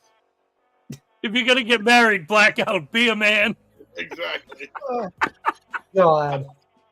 Holy smokes. Oh, thank Joe, we'll have God. to send that to him later. Oh my God. All right, guys. Appreciate you both. Have a good Yeah. new year. Happy New Year, bro. Yeah. Best of luck with the wedding, my man. Appreciate it. Always a pleasure, Joe. Good to talk to you. Topher, appreciate you having me on as well. Keep killing it. Keep crushing it with what you're doing. You're doing great. Seriously. Thank you, Al. Always a pleasure having All you, right, buddy. All right, guys. Take care. Later, dude. Ugh. I think he came on like thinking he was gonna like just shoot the shit with us, and I fucking interrogated the shit out of his life. Well, I remember, and I'll say this evenly. There was a point that Al had stated like one of the things he's always wanted to do was pick your brain, and I think he just had like stage fright, and you were just like, "Hey, what do you think of this?" And he's like, Well, you know what it is sometimes I like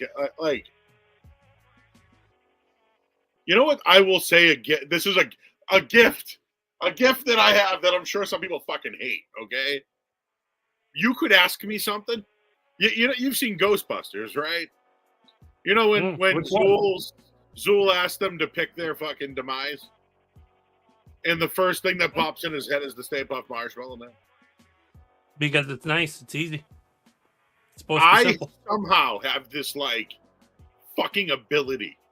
When you ask me something, there's something that pops into my brain right away that I could just blurt out, but I don't. That's why me and Bert are friends, because he lets it go into his brain and just spouts it out. I have an example right away in my brain, but I let it sit.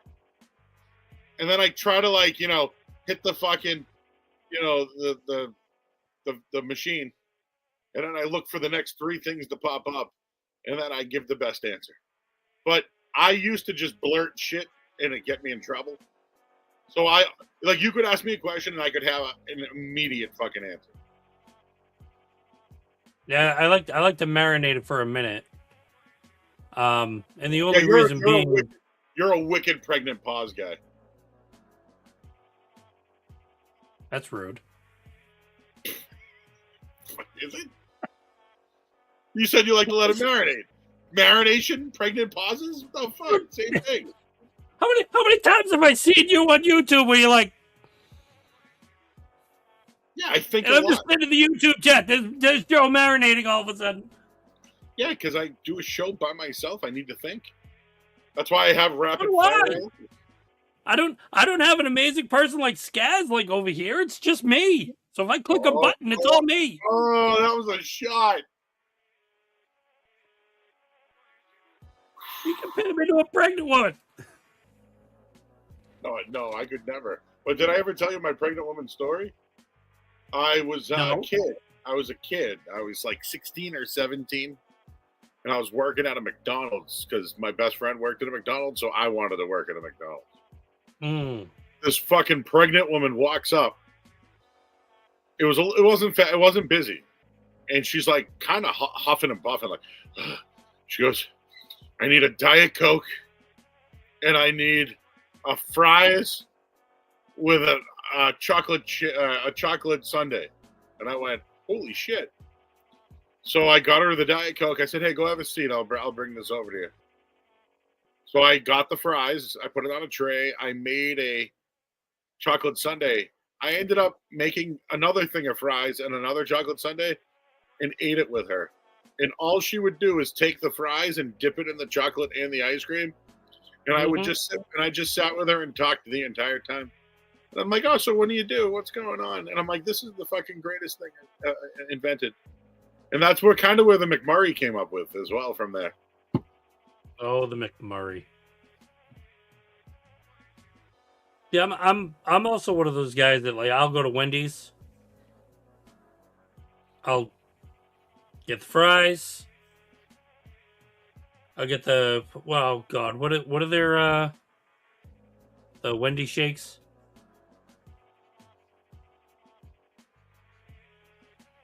Like A Frosty. Yeah. Trying to blank for a second. And I'll dip the fries in the Frosty and I'll be fine with that. What's the best fast food ice cream? Of like the major, like Burger King, McDonald's, Wendy's. Who's the third? So Fourth? Am I missing one? well, Is Burger King, Wendy's, McDonald's, Burger Wendy's King. the top three? Yeah, because I don't even think Taco Bell has anything dessert wise. Well, are you meaning like like ice cream dessert, or are you talking like just like How the fuck does Taco Bell not have a Choco Taco? they used to, and then they Oh. ended the Choco Tacos? All right, never mind. Remember when the Choco Taco disappeared, and it hasn't been anywhere for years? People got pissed at that. Choco Tacos were amazing. Is Sonic the best dessert fast food? No.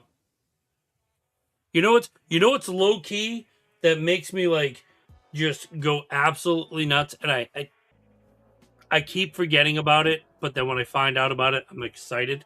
Have you ever had the Hershey pie from Burger King? Yeah. I like the contraption it comes in, like a clamshell pizza slice. Yeah. It just doesn't always slap. Sometimes Oh, Popeyes makes one like that too. Do they? Yeah. Hey, how is the fucking SpongeBob ice cream? It's oh my god, that thing was amazing. I actually still have my it's they give you the house. Like this is what the meal thing comes in. It's kind of like I saved my Lindell's bucks. Well, this is just basically your pineapple. It's got like SpongeBob with the door. So I was like, all right, we're gonna put that there, and I just draw a SpongeBob on my fucking thing. Look, it already looks like I have a. I can't. It already looks like I have a drawing on there. See his mustache right here, or is it a sad face with like tears? It's sad because you Or emptied what if I put it the. upside down? Does it look like a fucking horseshoe? This is sometimes when I get stoned. This is what I see in the sky. What are those inkblot tests? The Rorschach tests? Yeah, those things. Like it's like what do you see here, sir? It's like a tree, another tree, a butterball turkey. Do you think Al got stage fright tonight? I like a little bit. Or do you think he needed to go squeeze another out? He might have been prairie dogging, needing to. It could have been like a little. Dude, he's fucked, man. He's getting hitched. Hey, it happens to the best of us, you know. No, but he in particular. You got to remember, he's like younger than us. No, that's what I'm saying. He's fucked. Because once you get hitched, dude, and you're that young, you have nothing to do anymore because you put so much energy into your wedding that, like, the wedding comes and then you're like, now what? So he's probably going to have to have, he's going to have little Armenian children. He's going to have to send them to, like, Armenian school on the weekends. And then, you know, and then he's some Armenian desserts he doesn't even know about. Yeah, and then like then he's gonna teach his wife, who I don't know is Armenian or not, how to make fucking Armenian baklava. And like then he won't be able to do his podcast anymore. And then he'll be one of those guys like me that's in a fucking fantasy football text chain with his friends from home, who he meets once a year at fucking Hooters because that's what he does. Because nobody can go out anymore. Hey, I don't know. I don't know if you can see the chat.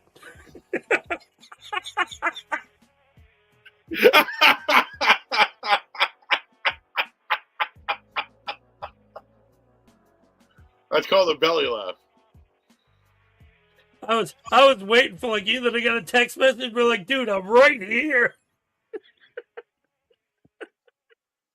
See, I only bust people's balls who I like. That's a good thing. Because it's a sign of. I always did it like when I grew up. Like if you busted somebody's balls, it was a sign of respect for like the person you're busting. But like some people would just take it to say, "Oh my god, he's making fun of me." It's like because he likes you. Like no, he hates me. It's like, yep, I hate you. Get away from me. No, we always did it like, you know, especially if you played a sport or did something, you'd be sitting there like, oh yeah, like, you know, this guy's like a piece of crap. Like, you know, he sucks at his sport. It's like, dude, I'm right here. It's like, yeah, I know. Saying it. Al, we knew you were in the chat still. I did not. But Al, if you were there, I would have said it to you right then and there. But yeah, when you're that young, dude, you got nothing else to do. So you have kids. I've seen some people that they don't have children. They get like animals. Oh yeah, that's another And thing. that's their children. Yeah, no, that's right. You're a cat guy.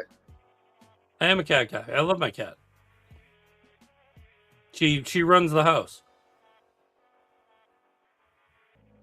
That's how she does. So, Joe, have you boycotted Taco Bell? I won't boycott them, but I might not go to that one in Danvers anymore. My God. No. Which probably means I won't go to that one anymore. Which means I probably won't have Taco Bell. You're talking about the one like that's next to the Wendy's, the Burger King. Across from the Liberty Tree Oh. Mall. Yeah, I don't think I've gone into a fast food place in 10 years. Like inside a fast food restaurant. I've gone inside a Dunk's. But I can't tell you the last time I've went inside a fast food restaurant.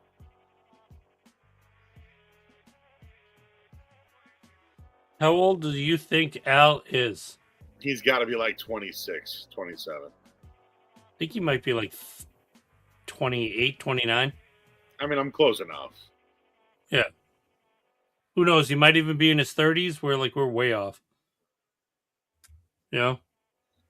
But yeah, that pissed me off that night. I'm not going back. I'm not boycotting. I'm just not going back. Therefore, like, now I need another Taco Bell. You know which one I do like, but I'm never in that area? There's one in Woburn at Four Corners that's a Taco Bell and a fucking KFC. Now Yeah, that's my Taco Bell. Yeah. So they got this thing called a sampler platter. Woo, did you hear that Boston accent there? It's a sampler platter, and it comes with 3 tacos, 3 crispy strips, and it comes with potato wedges and a biscuit. Tell me you wouldn't fuck that up. I'd be comatose in about 20 minutes. Yep, but I would eat it in the car, and then when I got home, I'd take a nap. All right. So here's a random question, and I have it here written down. You go in, or you order your drive-through, whatever you get, and when you get it, there's something on the menu that you have in the car. What is it? Say it again? So you go to McDonald's, for me, I go to Burger King, I'll order like a Whopper, I'll order like the chicken sandwich meal, I'll order something, but there's always, I'll get a rodeo cheeseburger, and that is for me on the drive home. Oh, yeah. I get a rodeo. You know what I do with my rodeo cheeseburger? I open the top, I eat the onion rings, and then I put it back on. You don't eat the onion rings with the burger? I eat the onion rings straight. Oof. So yeah, what would be your side piece with your meal that you would have on the way home? All right. If it was McDonald's, I would get a chicken nugget meal with a double cheeseburger, just ketchup, and an apple pie. If it was McDonald's, I would get the generally at Burger King, I get just a rodeo burger with they give you a 4-piece tender for like 3. I get the 8-piece tender. And I eat the tenders on the way home, and I'll eat the burger later. Wendy's, I'll get the major bag alert, baby. Bag alert, major bag alert. I'll get myself a junior double bacon, just ketchup, 4-piece nugget, fry, and a fucking some sort of like lemonade drink. Ooh. I don't drink soda.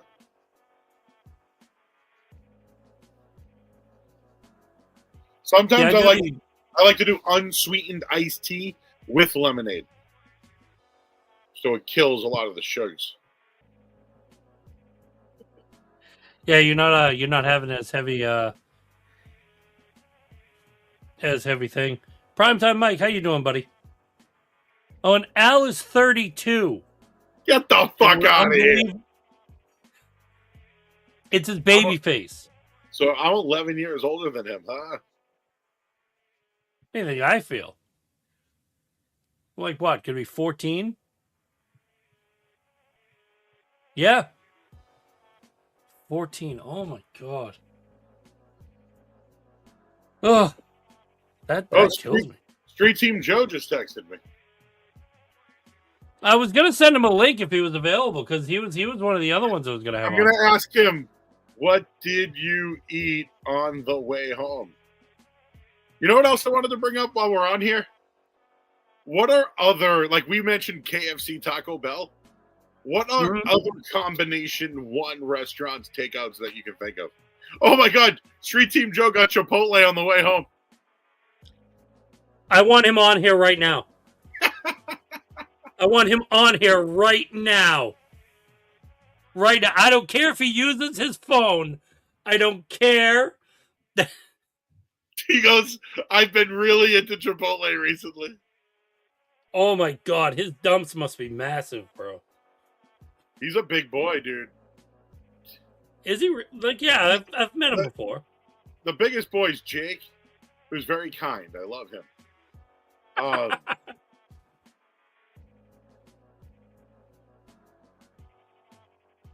right, let's see if I got any magic here. Okay, let's see what we got here. Working on some shit over here, bro. Let's see if I can get this. Well, Street Team Joe's going to be working on that in about 45 minutes after he gets that. But we only might not get much time out of Street Team Joe today. That's fine. Just to pick his brain about his Chipotle is fine.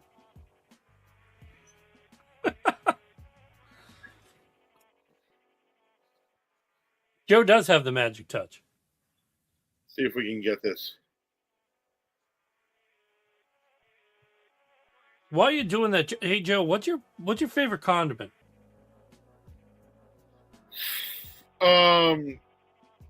Well, that's a all right. You know how first thing pops in your brain? I told you about that. Yep. The first thing that pops in my brain is ketchup. Now, I need to think on it a little bit more. But in my fridge, I have ketchup. I have ranch. I have blue cheese, which I all love. I love barbecue sauce. I love hot sauce. So, like, all those are my favorite. But it's probably ketchup because I eat ketchup on a hot dog. Judge me all you want, everybody. I'm a fucking 43-year-old man who eats a fucking hot dog with ketchup, and I eat my street meat naked. You eat your street meat naked? I sometimes don't want any condiments on my fucking street meat. Well, but when I do, ketchup. Let's see what the other Joe wants on his street meat. Hey, what's up, Topher? What's up, Joe? Yo! Look at this, we got Street Team Joe in here. All right, I feel Joe. loved. First question, because it was just asked. This is Topher's 50th episode, okay? That's why we're here. I know, I saw that. The big 5-0. That's awesome, Topher. So I'm now hijacking his show. So what's your favorite condiment? Oh, I think I would have to go spicy brown mustard. Oh. Spicy First thing brown that mustard. Did you hear that? Did you hear that, Topher? No fucking thought in mind at all. He just fucking went, oh, mustard. Is that what you said? No, he went ketchup. Yeah, he went. What did you go, Topher? Mine is actually honey mustard because I basically put it on almost anything. I was about to say honey mustard too. I love a good honey mustard is freaking awesome. Will you put that on like sandwiches, Topher, too? Like, what do you put? Like, what do you use it with? Honey mustard. My fries on at Wendy's. Use honey mustard on my chicken sandwich from Burger King. Honey mustard with like chicken strips. Yeah. Honey mustard from Augusta's. I would fucking drink that shit. Oh yeah, Joe, I'm having Augusta's for New Year's tomorrow night. Yes. So we want to see a video of you drinking the honey mustard. Please reach out to me tomorrow. All right. I'll send a video in. Hang on real quick. Street Team Joe worked his first gig tonight as producer of the Joe Murray Show with Sean Silver. It was awesome. What'd you say, Topher? I was gonna say, like, I peeked in. I was like, wait a minute. So Joe's on with me and Sean who's in here, and like I was like, oh, Sean Silver's here, and he's like, yeah, we, like, you know, it's in and out with Joe Murray, but he's not here. He's out. I'm like, okay. Yeah, it was a good show tonight. We had it was my first debut. We had just a one hiccup that we got right over it. Sean is the absolute man. Couldn't speak any more highly of him. I love Sean. Nice. I think Sean is super talented. I think, Sean works for the state. He's very smart. And, he loves being a part of radio. He knows. He said he came from the school of Joe Murray. That's damn right. He's part of my family tree. But I would say that if Sean had the ability to do that every day, because he's so intelligent, he can go. He used to be the ghostwriter for the raps we used to do. Wow. Dude, he was on Esoteric's album doing a Macho Man voice. What? Oh my God. Swear to God, That's he gets pretty crazy. royalties from it. Yep. Yeah. Is he really? And he once wrestled as the Golden Child. Sean's super talented. He's from East Dennis. We call him the Menace from East Dennis. And played basketball, fucking good kid.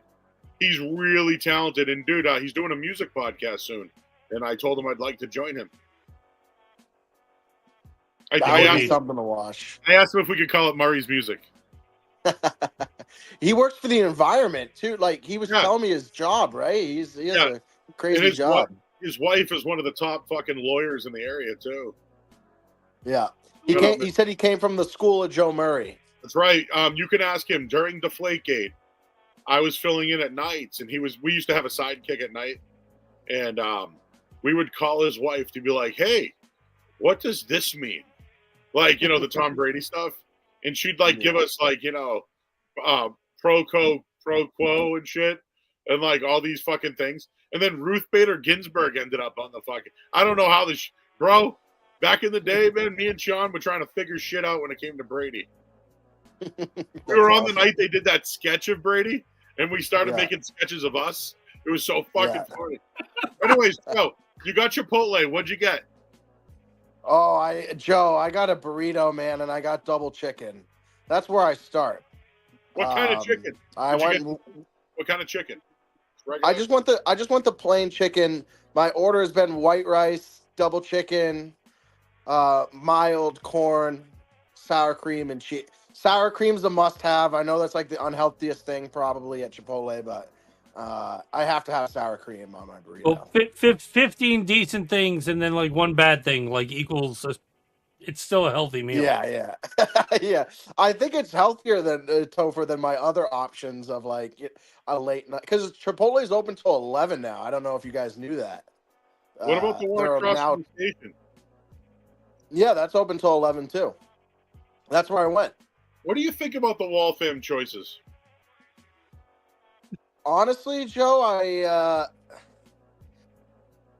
Westboro's better. That might be a hot take. Waltham, I was impressed with Carl's. Burnt Edges. I was impressed with Dominic's. Yeah, Burnt Edges is really good. Burnt Edges, okay. That makes Waltham a lot better. Right across from Burnt the Edges station. is right across from the station, we have a fucking. I don't do Panera. That's hospital food. But Five Guys. Yeah. Fucking Chipotle. And Xena pizza. It's dynamite right there. And Xena's good, Joe. I'm not. And honestly, the Market Basket might be the best thing right next to the station. Damn right. Topher's gotten the fucking Jake and Joe's before. Oh, yeah. Topher's Jake and Joe's guys. I think it was Joe. Was it my first time or second time going to the station? I brought just abundance of appetizers from Jake and Joe's. Oh, yeah. Topher, I can't believe this is your 50th episode. That's crazy. Yeah, my 50th for the year.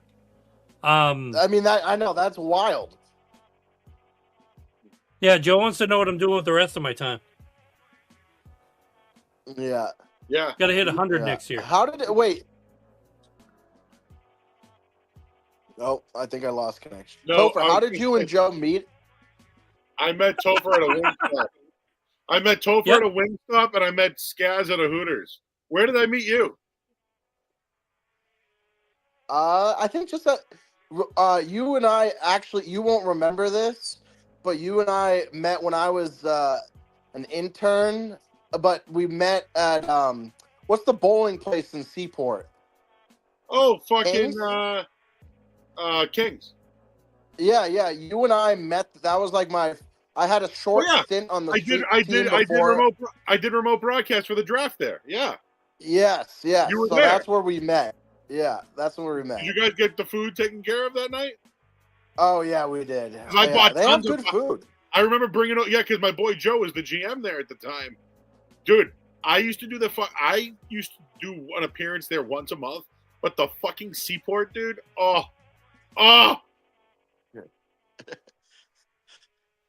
Are you Joe, what is your opinion of New Year's Eve food? That was actually a question I had. Like, I like that question. It's a damn good Well, question. you're getting Augustino. Wait, no, Augustus. All right. Yeah. I normally get Chinese food, but Mhm. I've been on vacation for 2 weeks. I've had Kowloon twice. I can't eat Kowloon or pizza anymore. You did have Flip the Bird the other night. I saw that. Oh, dude, I got a Flip the Bird chicken sandwich with ranch and bacon on it with cheese in the bottom of it. I fucked that thing up.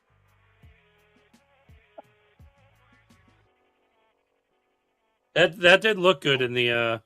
Do you know what's I the think greatest? Do you know what's the greatest place in the area? It's not talked about enough. I don't want anyone to know about it. I'm just going to tell you guys and whoever's watching. The greatest food culinary delight. We've lost Joe. The greatest food culinary delight that is going right now in the area.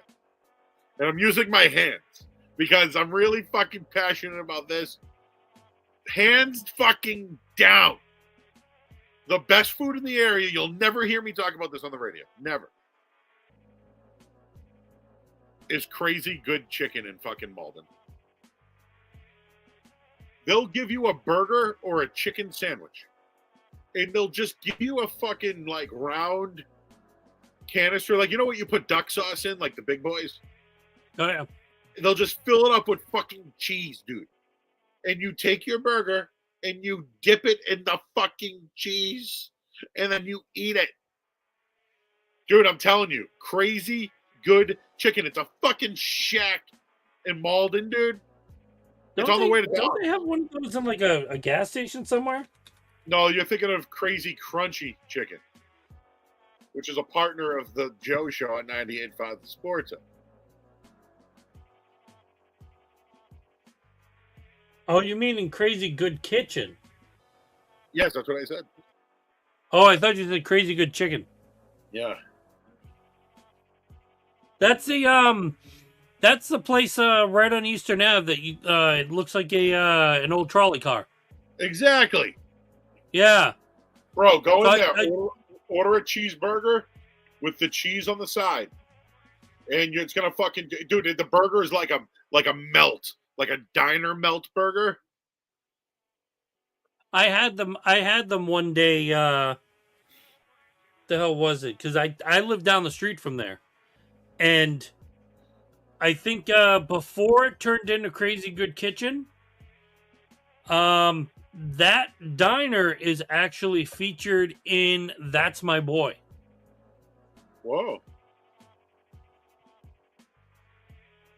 Aside from also the cabaret, which was, what was it called? Legs and Eggs? Yeah, I don't. You know, it's okay. A confession: I have been in the cab once. I got blown away by the chicken fingers I had there one day. I've been told that they have good food, but It was shocking because I had to ask the guy, like, how is this so freaking good? And I'm sitting at a strip club, and he's like, oh, I actually do everything like if I was actually in a kitchen, just for people to enjoy it. I was like, what? Yeah, I no offense to anybody that works in the industry. I just don't want to. Now, listen, I might be George Costanza every once in a while, where like I might get aroused by something that I eat. I definitely make like moans about food. I love food. I do. Yeah.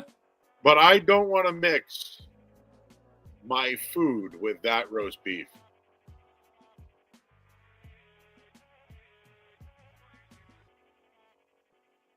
So you're not ordering the roast beef from the cabaret. And to be honest with you, dude, like if a girl is like, dude, let's go to the strip club, I'd be like, yeah, let's go, because like she'll have fun and I'll just fucking enjoy it all, you know. But I'm Yeah. not. I don't like. I'm not a dick tease. I just don't like. Like if we're in Vegas, maybe it's a different story, but just not a. I'll see you at the strip club kind of guy. I've had those moments where, like, you know, I've had like friends ask me like, "Hey, we're going to a strip club. You want to go?" And it's like, you could sit there watching a girl amuse the hell out of another girl that's dancing, because they'll talk most of the night, and you just put $1 down, and it's like instant. You probably got about like $80 worth of like content right there. Yeah. Not my. It's just not. I don't know, man. Eh, yeah. Yeah, some people like it, some people don't. No, you're right. I think like when I told you I only went to the cab once, and that was to meet some dude for money. I will tell you the first strip club I went into, I just turned freshly 21, and I went into the Squire, and I hated it. Yeah, the Squires are good. But I went to Alex's in Stoughton, and I was like 17 or 18, I can't remember. And we saw our buddy's sister dancing, and we fucking got out, dude. It was like, and maybe that's what's hurt me. Just again, I'll go with a group of girls that want to go, but like I'm just out. I'm just out. But I have heard the cab's got good food. It's always one of those moments. It's like, hey, we went to a strip club. Oh, what'd you see? Neighbor's daughter dancing. What? Well, I've never been to Magic City Wings, but I heard they got great fucking wings. Magic City Wings. Where's that? Magic City, I think, is in Orlando, Florida. I can't remember. Oh, okay. Yeah, he's. You know who else is a big fan of that? Brendan Merriweather. And he owns one, I think, and he actually does Henny wings. It's wings that are battered in Hennessy. Oh, I haven't talked to him in a long time, but yeah. wasn't he like a fan of the show for like a while?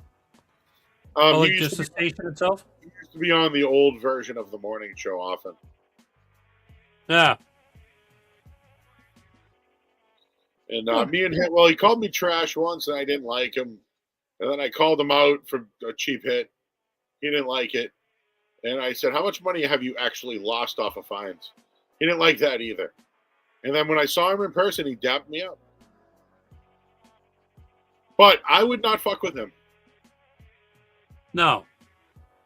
He doesn't seem like a person you would. You know, like, you ever heard the saying, you don't live that life? Yeah. I don't live that life. Or the term is ain't about that life. I ain't about that life. I don't want to go down that road. Screw it. All right, what else you got for me? Let's fire off some questions. I got to get going soon. All right. So this will probably use a little bit of your brain, but it's basically a question of this or that. So you got to choose one or the other. And there was about a couple of these that I thought were like pretty good. So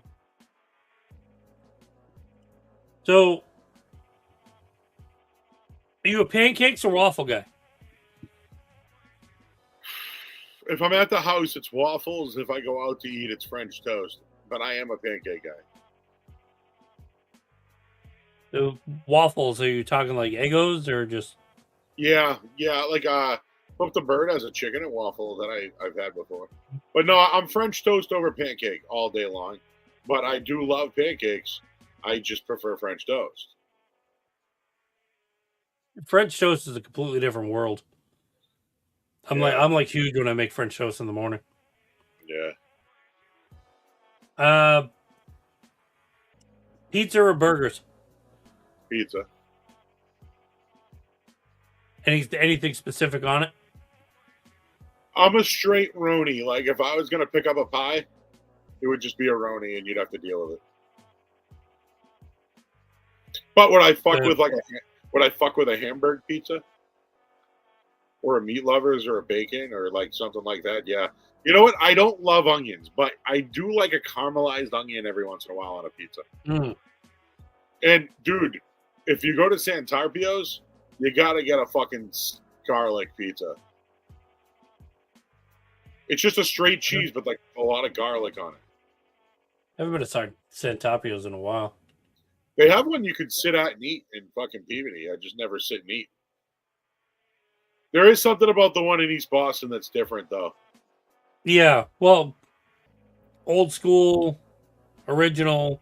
It might be the I other. mean, everybody always raves about like the one from East Boston, but like when you go into like the Peabody one, it's like, yeah, No, all right. Like, you gotta eat it right away, and I eat it in my car because I don't want it to taste like shit. I tried to go to Leone's today in Somerville, but I couldn't find parking. Oh, And when it's cold and you can't find parking, you're out. no. Here's one that wins: cake or pie. I'm a fat guy, so I love cake.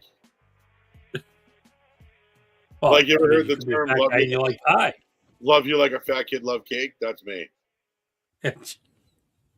But my favorite pie is probably an apple pie with vanilla on top hot. So I will revert to your show for a minute on an in and out question. Apple pie, cheese on top. Yeah, sure.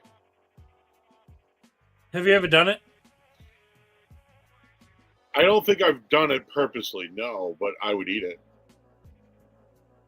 Okay, because it was one of those questions asked to me like, oh, would you have apple pie with like a good piece of cheddar or something like that on it? I'm like, I would have never thought. Yeah, me either. Macaroni and cheese or spaghetti and meatballs? So it'd be mac and cheese, but if it was penne and meatballs, I'd consider it. I'm the cavatappi poppy motherfucker. I love me some cavatappi. But I'm a Jolanaise all day. A Jolanaise? I love bolognese. My favorite pasta is fusilli. Ooh. But spaghetti, dude, fuck that. I hate twirling. I'd have to cut it like with a fucking pan. If it's too hard to eat, man. Like, I love lobster, but crack that shit for me, man. The cavatappies are usually what I utilize when I do the like the American chop suey. Oh, I love American chop suey. Andy Wong, we get noodles and we get lobster sauce, and we eat that as chop suey. No. Chocolate or vanilla? I'm vanilla, baby. My brother was chocolate growing up, so fucking anti everything my brother liked. I was barbecue. He was sour cream and onion chips. I was Cool Ranch. He was not, Nacho Dorito. I was Sprite. He was fucking Coke. I just had to be the opposite of that motherfucker. There's nothing wrong with that. Everybody has their moments. Mountain Dew is my favorite drink that wasn't like Sprite or Coke. But the reason why I gave up soda was ginger ale. I still dream of ginger ale. I think about it all the time. I miss it a lot. I was a Canada Dry drinker. Every once in a while, I'd have to drink Schweppes. Seagram's makes a pretty decent one. There's some fucking real ghetto kinds too. But dude, there was nothing better than a Canada Dry out of a fucking mason jar with ice. Oh, You needed the noise right there. I really do. I had to give it up, dude. I was drinking so much of it, like the sugar, dude. It was so bad, man. Like, I'm not to make it a poor me, but I could drink a 2 liter a day, dude. It's that bad. Because you think ginger ale is good for you, right? Because when you're sick, you drink it. Yeah. It's loaded with sugar, bro. But so is it a I've fucking seen, hell's fucking moon too, though. You know. what is it? So is it a moon? Well, I mean, if you look at the sugar content for that, and then you look at the sugar content for a Mountain Dew is probably going to blow it out of the water. Last time I looked at a Mountain Dew can, it was 124% sugar. That's overload for me.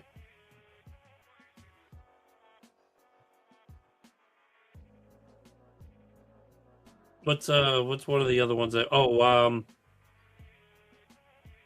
pancakes. Syrup or fruit topping? Okay. First that comes to my head, syrup. But I went to the Bacchanal this year for Easter brunch at the casino at Caesar's Palace. Mm-hmm. And I had a crepe for the first time. I've never had a crepe in my life. Really? Well, it's because I grew up fucking, not with crepes. So,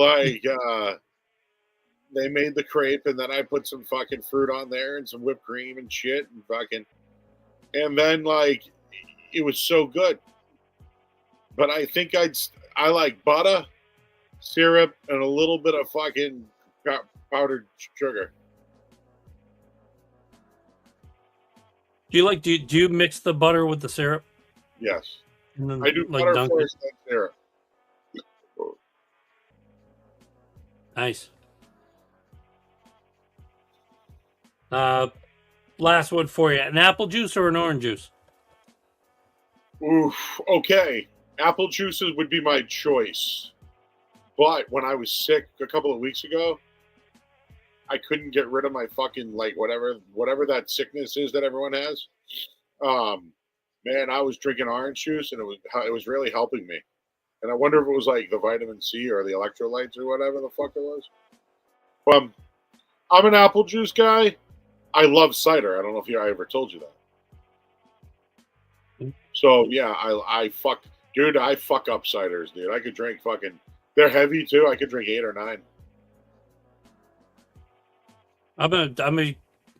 That's why I hate going apple picking sometimes. Like, I love it for the nostalgia piece, but once they show their ciders, sold. Well, what's funny? When we used to have Thanksgiving, we'd have apple cider at the Dadle every year. We had the sparkling cider stuff. My mother would get looked like a champagne bottle, but it was actually apple flavor. Yeah, we had something like that. Plus, nothing says loving like an apple cider donut. Mm. Mm. Oh, Yeah, apple cider donuts? Oh yeah. Oh my, dude. Okay.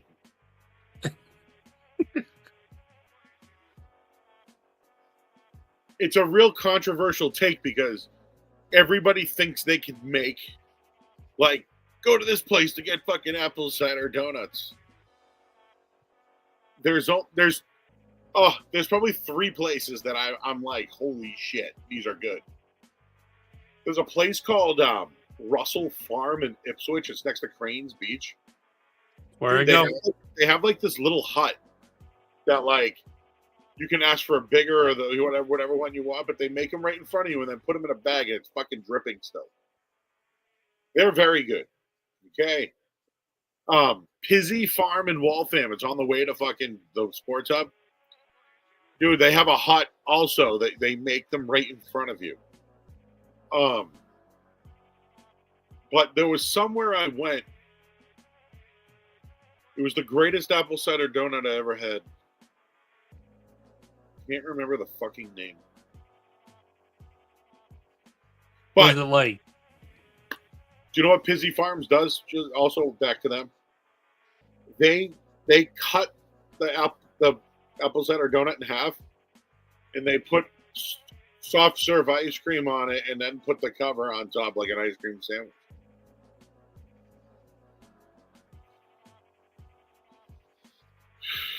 Are you in or out on I that? don't want one of those right now. You know what I've been Uh-huh. addicted. You know what I've been addicted to lately? Whoopie pies, but not the chocolate ones. The white ones with M&Ms in them. They make them at You know Market who, Best. do you know who started carrying whoopie pies? Who's that? Our friends at Pizza World. Pizza World. I haven't seen my boy in a while. They stare at me every single time I go in and like order something. Because I will have a conversation with Dennis and then like there's the whoopie pies right next to the cookies, and it's like I shouldn't. I'm not. But I will get cookies because the cookies are good.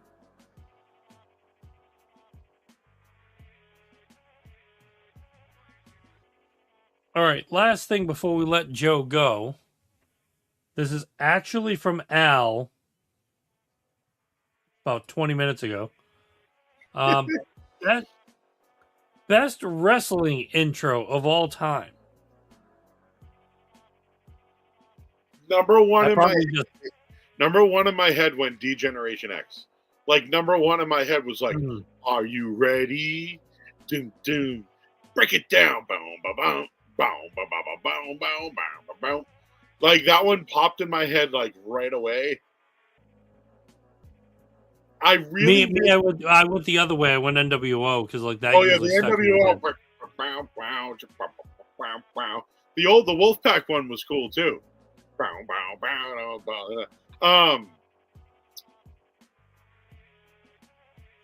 The one I like maybe of the last 5 years or so was AJ Styles. They don't want none. They don't want none.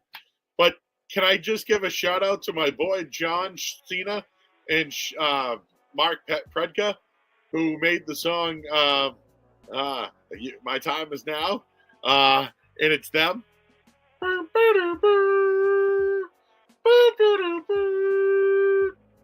I think that's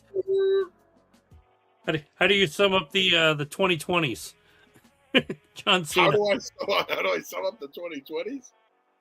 With a big fucking just, you know what the 2020s are? They're Christmas coal. And I'm just fighting for my presents. I want the candy in my stocking. I didn't get anything for Christmas. I got a Nothing? meal with my parents, and that was it. That's great. Yep. I also got to see Dom and his lobsters. What was up with the lobsters?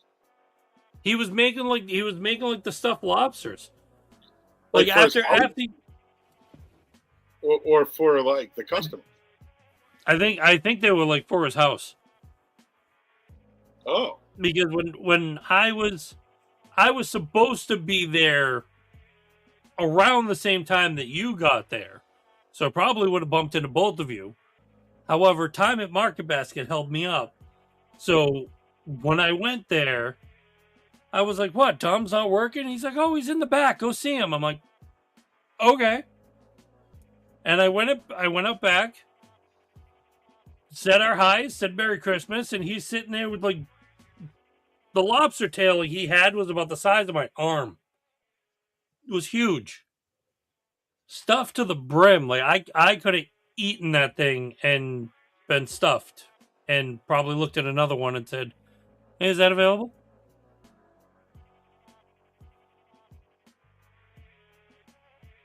AEW. Street Team Joe reached back out to me as well. He Did said he, he said he got paused. And I said, "You sure you didn't have to take a shit?" listen, if you've got to stop the show to go take a drop, I'm okay with it.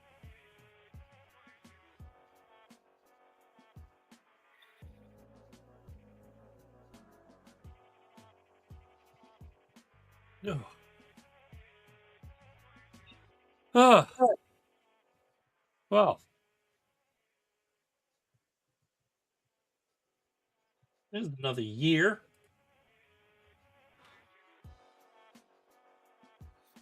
Joe, what is your New Year's resolution? What are you looking forward to? Do you want me to be honest? No, I don't. I want you to Do like you want lie me to to be me. honest? Do you want me to be honest, or do you want me to give you an answer? Yes. That doesn't answer my question. If you want me to be honest, I need to be more of an asshole in 2026.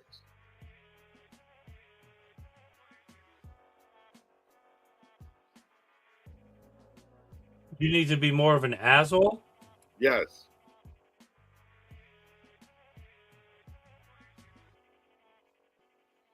Why do you need to be more of an asshole?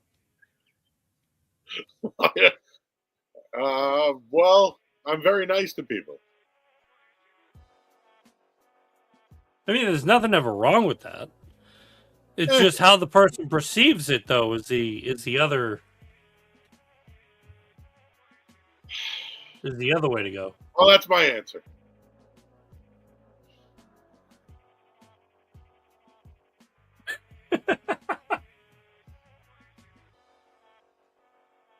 I think I said something to somebody that was, if I'm nice to somebody and they call me an asshole, but then I'm an asshole to somebody and then they call me an asshole, where do I win? And they're like, well, you got to be nice to them. I was like, no, because if I know they're going to be an asshole to me either way, just be an asshole. So if you got to be an asshole, be an asshole. But Yeah, be like a great asshole. Like, let me tell you, if you're going to be a bear, you might as well be a fucking grizzly, right? Yep. So I'm not going to be like the biggest asshole, but I'm going to be like more of an asshole.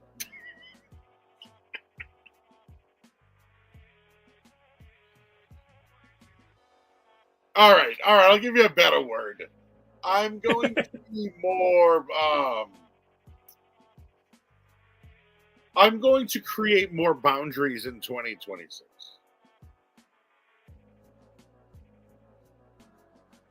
I mean, that's not a bad thing. I think there are like line steppers, and like because I've always been a really nice guy, I just need to be a little bit more like,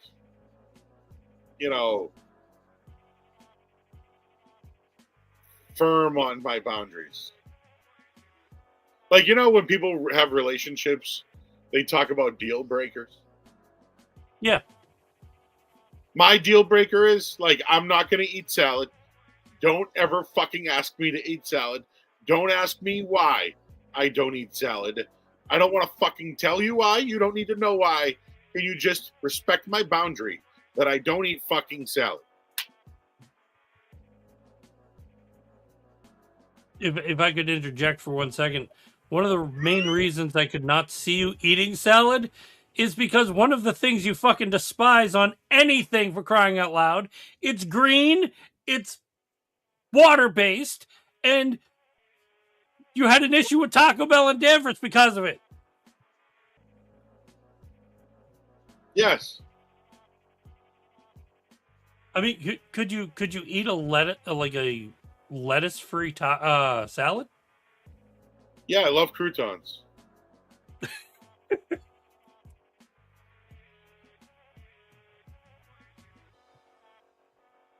There's nothing wrong with that.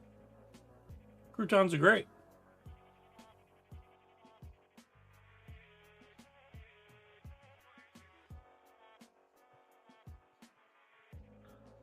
So what is like so? What's your New Year's resolution? To focus more on me and not on other people. Oh, yes. That was 2025 for me. I did that in 2025. Can I give you some advice on this? Oh, absolutely. Okay. We have like 24 people watching us, by the way. Wow. Hey, everybody watching. This year I put a lot of effort into myself, and to be honest with you, it paid off. There's going to be some news I'll have in the new year regarding my career and professionally and all that stuff. But I worked really hard at it, but I had to take a lot of sacrifices as well. And that was me working on myself, trying to advance my career and also, have another income. That was something I worked hard on this year. I'm proud of that. But, also the other part of that though is, don't feel like you have to do something because you're trying to impress somebody or keep someone around or whatever. Do things because you want to do them. Like don't like do something and then if they don't show appreciation or whatever, be upset that they didn't acknowledge it. Just be happy that you did what you wanted to do. Because I think like one of the biggest issues with all that, dude, is a lot of people try to do things to get a reaction. A lot of people try to do things to get showered with emotion. If you can just do things for yourself because you want to do things will be a lot better. But sometimes I didn't understand what working on yourself really is. But working on yourself is doing things for you, not for anybody else. Oh yeah. Not to get all like Joe on you here, but there are a lot of things like people hold control these days. People, this is why you got to throw up boundaries, right? There's a lot of things. I know. I'm sorry for everybody listening. Though. I'm getting all fucking sentimental Joe on you, but unfortunately, Topher, you're older than me, and we're at an age where anybody that's older than us or our friends, they don't respect boundaries. And if you talk to them about your mental health, they'll fucking shit on you, right? So it's kind of like, it's hard to open up to people that are older than us or our mentors because, if you're like, hey, my feelings are hurt, they're going to be like, fucking suck it up, Well, the kids that are in their 20s and 30s, they seek help for this shit and they get told how to handle things. And there's this big dude, like, the biggest thing going on in the world right now are people that have kids who try to hand things off to their parents. And during our age, man, people would love it when you dropped your kid. Like, I loved going to Graham's house when I was a kid. Like, oh, it's awesome, right? Well, nowadays, the fucking parents don't want to take the kids anymore. It's, like, really fucking weird, bro. So all I'm trying to say is the Gen X, millennial, fucking boomers, there's a big, big disconnection between everybody. It's kind of really fucked up, man. My aspect of the reason why I want to do it is because for the past 2 years and like anything I've like literally been trying to do, if I put my mental health out there, I've been told I need to see a therapist. I need to do this. I need to do this. It's like I know pretty much where my failures and everything are. I'm just asking for help. Yeah, and I want to like. Just to be fully clear, I do therapy. I openly do it. But my therapy's not laying on a couch. My therapy is, all right, dude, I got this coming up this week. Here's how I think I want to handle this, but I don't want to upset the apple cart. So what do you think is a good way to go through it so I don't get my expectations hurt or therefore put pressure on anybody else? And I'm talked through it. So when I do it, I'm confident and working on yourself. You don't have any expectations or letdowns. Yeah. So all therapy is doing a fucking Zoom between two people that one's a professional who deals with all sorts of bullshit and you, the person, are just trying to fucking help yourself. Yeah. And like, especially for me, like I'd rather in any which way, shape or form get like an understanding of like what I'm looking at and what I'm doing. And like, Primetime Mike basically stating to the fact that, like, I mean, God, I've known that kid since, like, we were working at GameStop, crying out loud. But talking about something like doing a show like this, me being in front of a camera was, no, I was on the other side. So me even doing this, especially when I was doing Twitch, like playing video games, that's a big deal. That's a huge stretch for me. And sometimes just letting myself out of my comfort zone is what I basically need to do. Oh, and I will tell you this: like doing my radio show, dude. You know, there's a lot of it's a job in there. Like don't get me wrong, but do I have like a platform to fucking let loose and just it is therapeutic for me. There's no doubt about it. So like doing a podcast is probably therapeutic. Yeah, and like to me, it actually opens up like certain things that I get to like vent out like something that I rarely ever got to like vent out and like let go. And I always had like ideas of like, hey, sports are one thing, and how many people would be like, oh, you've got this take. I'm like, yeah. Well, why do you have something different than other people? Everybody loves this guy. You mentioned Jackie Bradley. I was one of the ones who I never thought he was like the greatest at like of anything. And everybody, oh, Jackie Bradley, he's like the best thing in the world. Like, dude, by the time he's 30, he's going to be out of the league. It's my favorite thing when someone doesn't like what I have to say, and because, dude, it's working. I told you, lately my biggest quirks from somebody is, hey, you're not as fat as I thought you were, or like, wow, you're way more handsome in person. Thank you. Is that a compliment? So yeah, I don't get a lot of shit about my takes anymore. After a while, dude, like if you just believe in your takes and just fucking not. Also, some people don't realize, like, I don't know, like I work as an entertainer sometimes, so like I might just say shit just to fucking piss you off, but it works. And we got this. I told you I do 300 shows a year. Can't do the fucking same thing every day, man. No, then it's tacky. Dude, I got this bit all lined up for the new year. You'd appreciate it because I could send you the gross ones that I can't play on the air. But I got this bit ready to go, man. I want to do it on Friday with McCarthy, but I'm afraid that it might get a little. I am a habitual line stepper, as you may know, so I like to push it as far as I can. I'm never gonna get like canceled or anything, but I'm gonna like make it so it's really uncomfortable, though. Like you ever heard the song? You ever heard the song?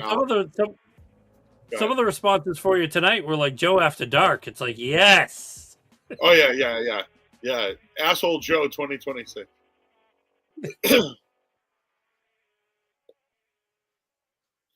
What were you saying before I don't fucking know.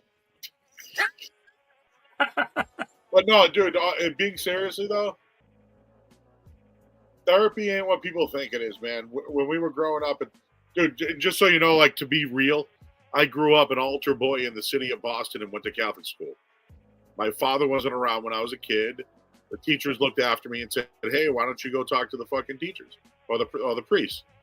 And not for nothing ever happened with me, but I've had friends who had issues. And no one was ever going to fuck with me. I was a big kid, and I talked too much. So, like, no one was going to fuck with me. But it bothers me that as a young kid, I would go to priests and then come to find out, like, what those guys were doing.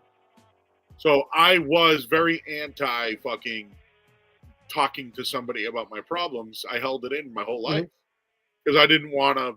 I'm scarred by that shit, bro.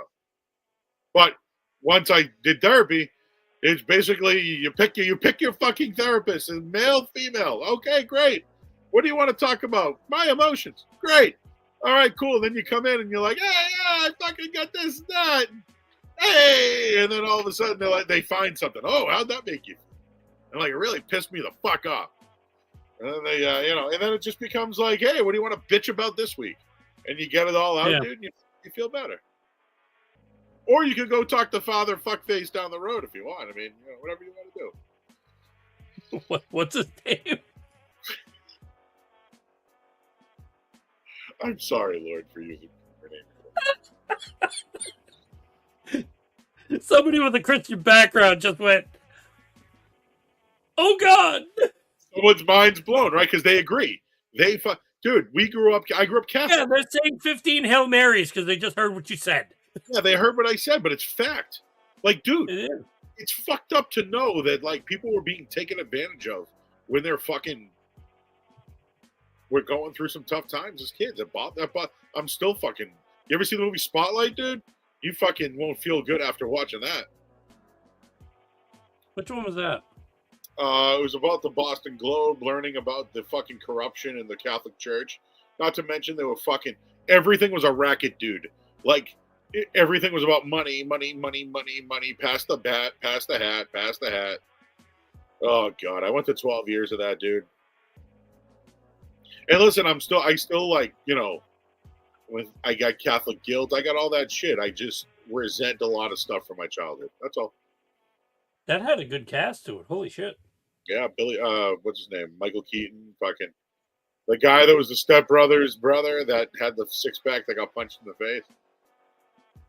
And was the Catalan. Michael Keaton, Mark Ruffalo, Rachel McAdams. It's a great movie. It really is a great movie. It's a true story is the problem. Speaking of that, I watched a Whitey Bulger movie last night.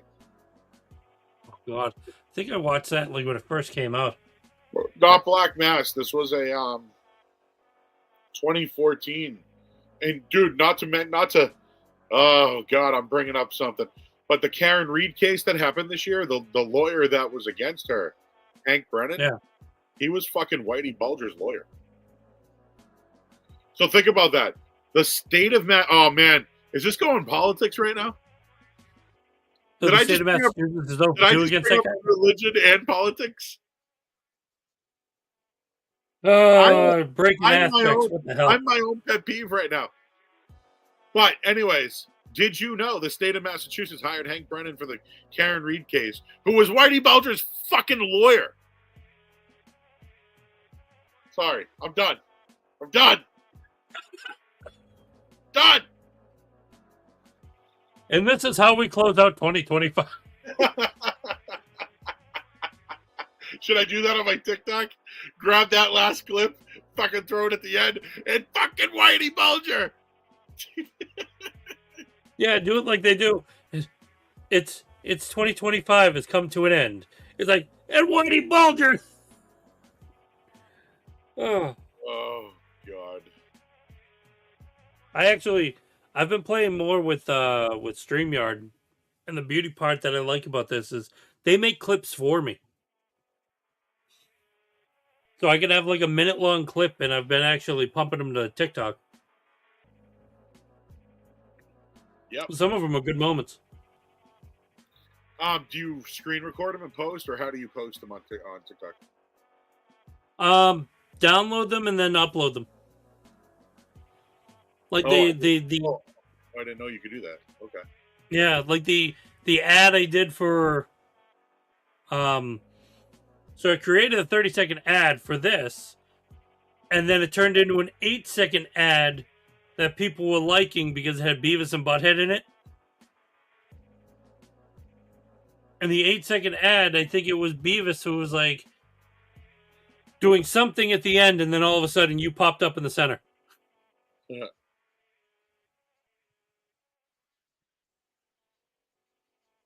Oh, my cat has arrived. It wants attention. You ever see those memes? Excuse me, you haven't showed me any attention for like 5 minutes. Yep. And meanwhile, you take the 3 seconds to go pet them, and all of a sudden your hand is like clawed. Yeah. You know what I've been watching? Know what? I'll wrap up. I gotta go in a minute. I'll wrap up my 2025. I doom scrolled more than anybody this year. Between the fucking people cracking their backs. Dude, I watched people who had like lifetime back issues go to chiropractors, and I'd watch them get the ring dinger. And dude, they'd like their back would be healed. Or I'd like listen to neck cracks and like pimple poppers this year. And like now I watch how people are living outdoors and how they build cabin houses outdoors now. And like I have gone down a fucking rabbit hole. Last night I was watching the best unplugs of all time, dude. And like I forgot that like some even happened. I was singing the songs in the middle of the night, fucking Take time with a wounded hand. I'm like in the middle of the fucking night. Anyways, but yes, I've done a lot of doom scrolling, man. I might have to cut that out too in fucking 2020.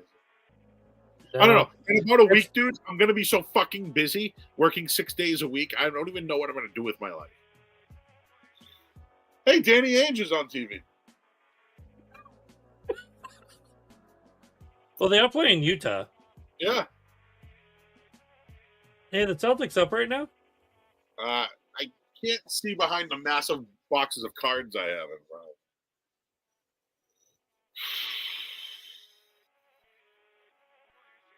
I'm actually just trying to see if like Jaylen Brown got his Oh yeah, let me look. Well, Topher, this has been real. Happy 50th. his 17 points. He sucks. MVP my ass. He needs 13 more in the fourth quarter. That's it.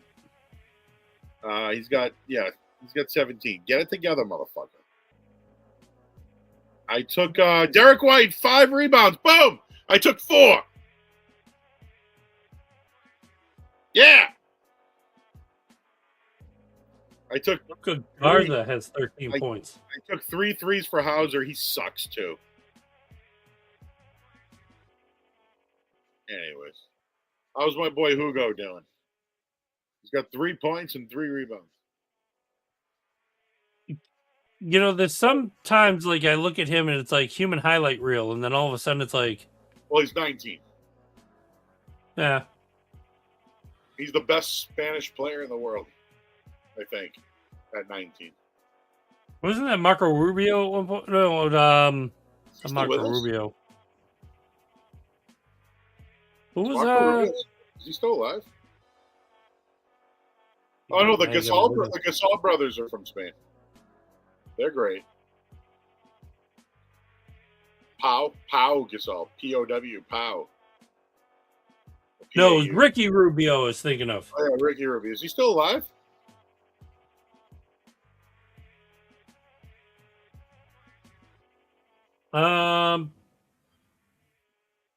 He's 35 years old. It doesn't say he's dead. That's Well, a good thing. All right, so he ain't dead then.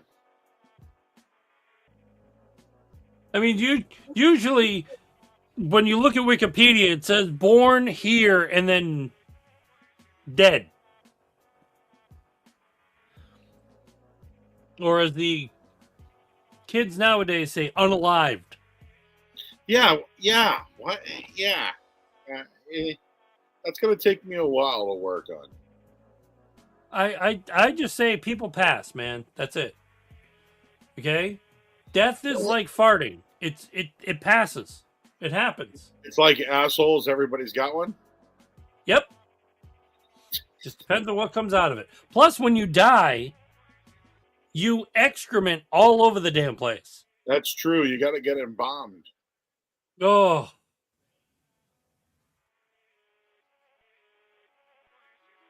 Oh, wait. Is this recent? Click this. Damn it. Click it.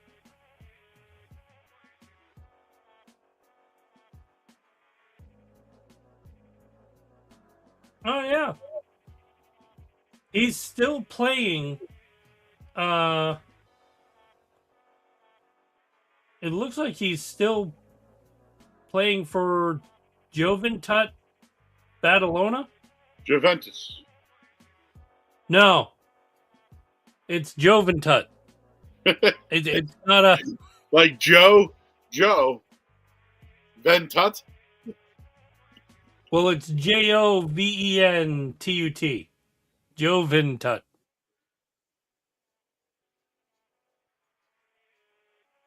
I guess it's like one of the Spanish basketball teams. Cool. So he's 35 and he's still playing. He's just playing in the Spanish leagues. Just had 7 points, 6 assists, 2 rebounds.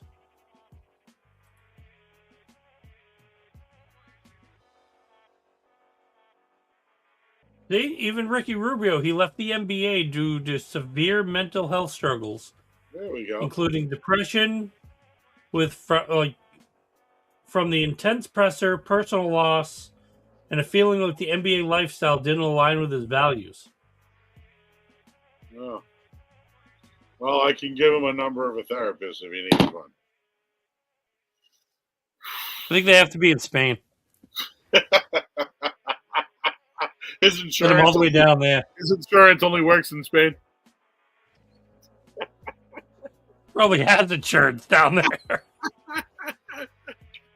Probably paying 20 pesos. We're paying like $500 a month. All right, Topher, anything else for me, bud? Oh, I think that's it. This way we're not overdoing it like we did last time. Because next thing you know, you're going to tell me you have to pee, and we're on another hour, and I'm not having that. I got to stop eating like shit, man. I mean, I've had a good holiday season, and I will get back on track. But, dude, I don't think I've cooked in fucking weeks.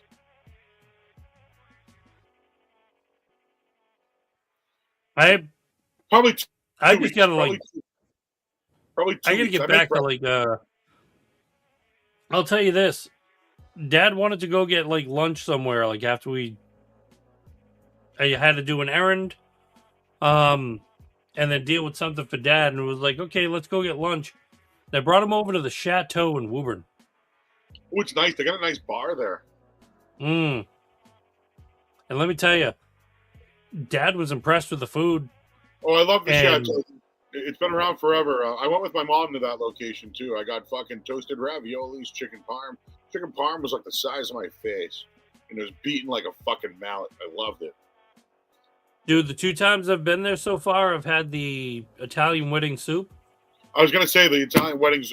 I get the pasta fagioli. But, yes. I might have to see if they have a pasta fagioli next time. I didn't see it on the menu. I could bury my face in that stuff. That's so solid, dude. You know the originals in Waltham down the street from the station? It still smells like cigarettes and sauce. Kind of like how Grandma used to be. Exactly, dude. That's nostalgia to me.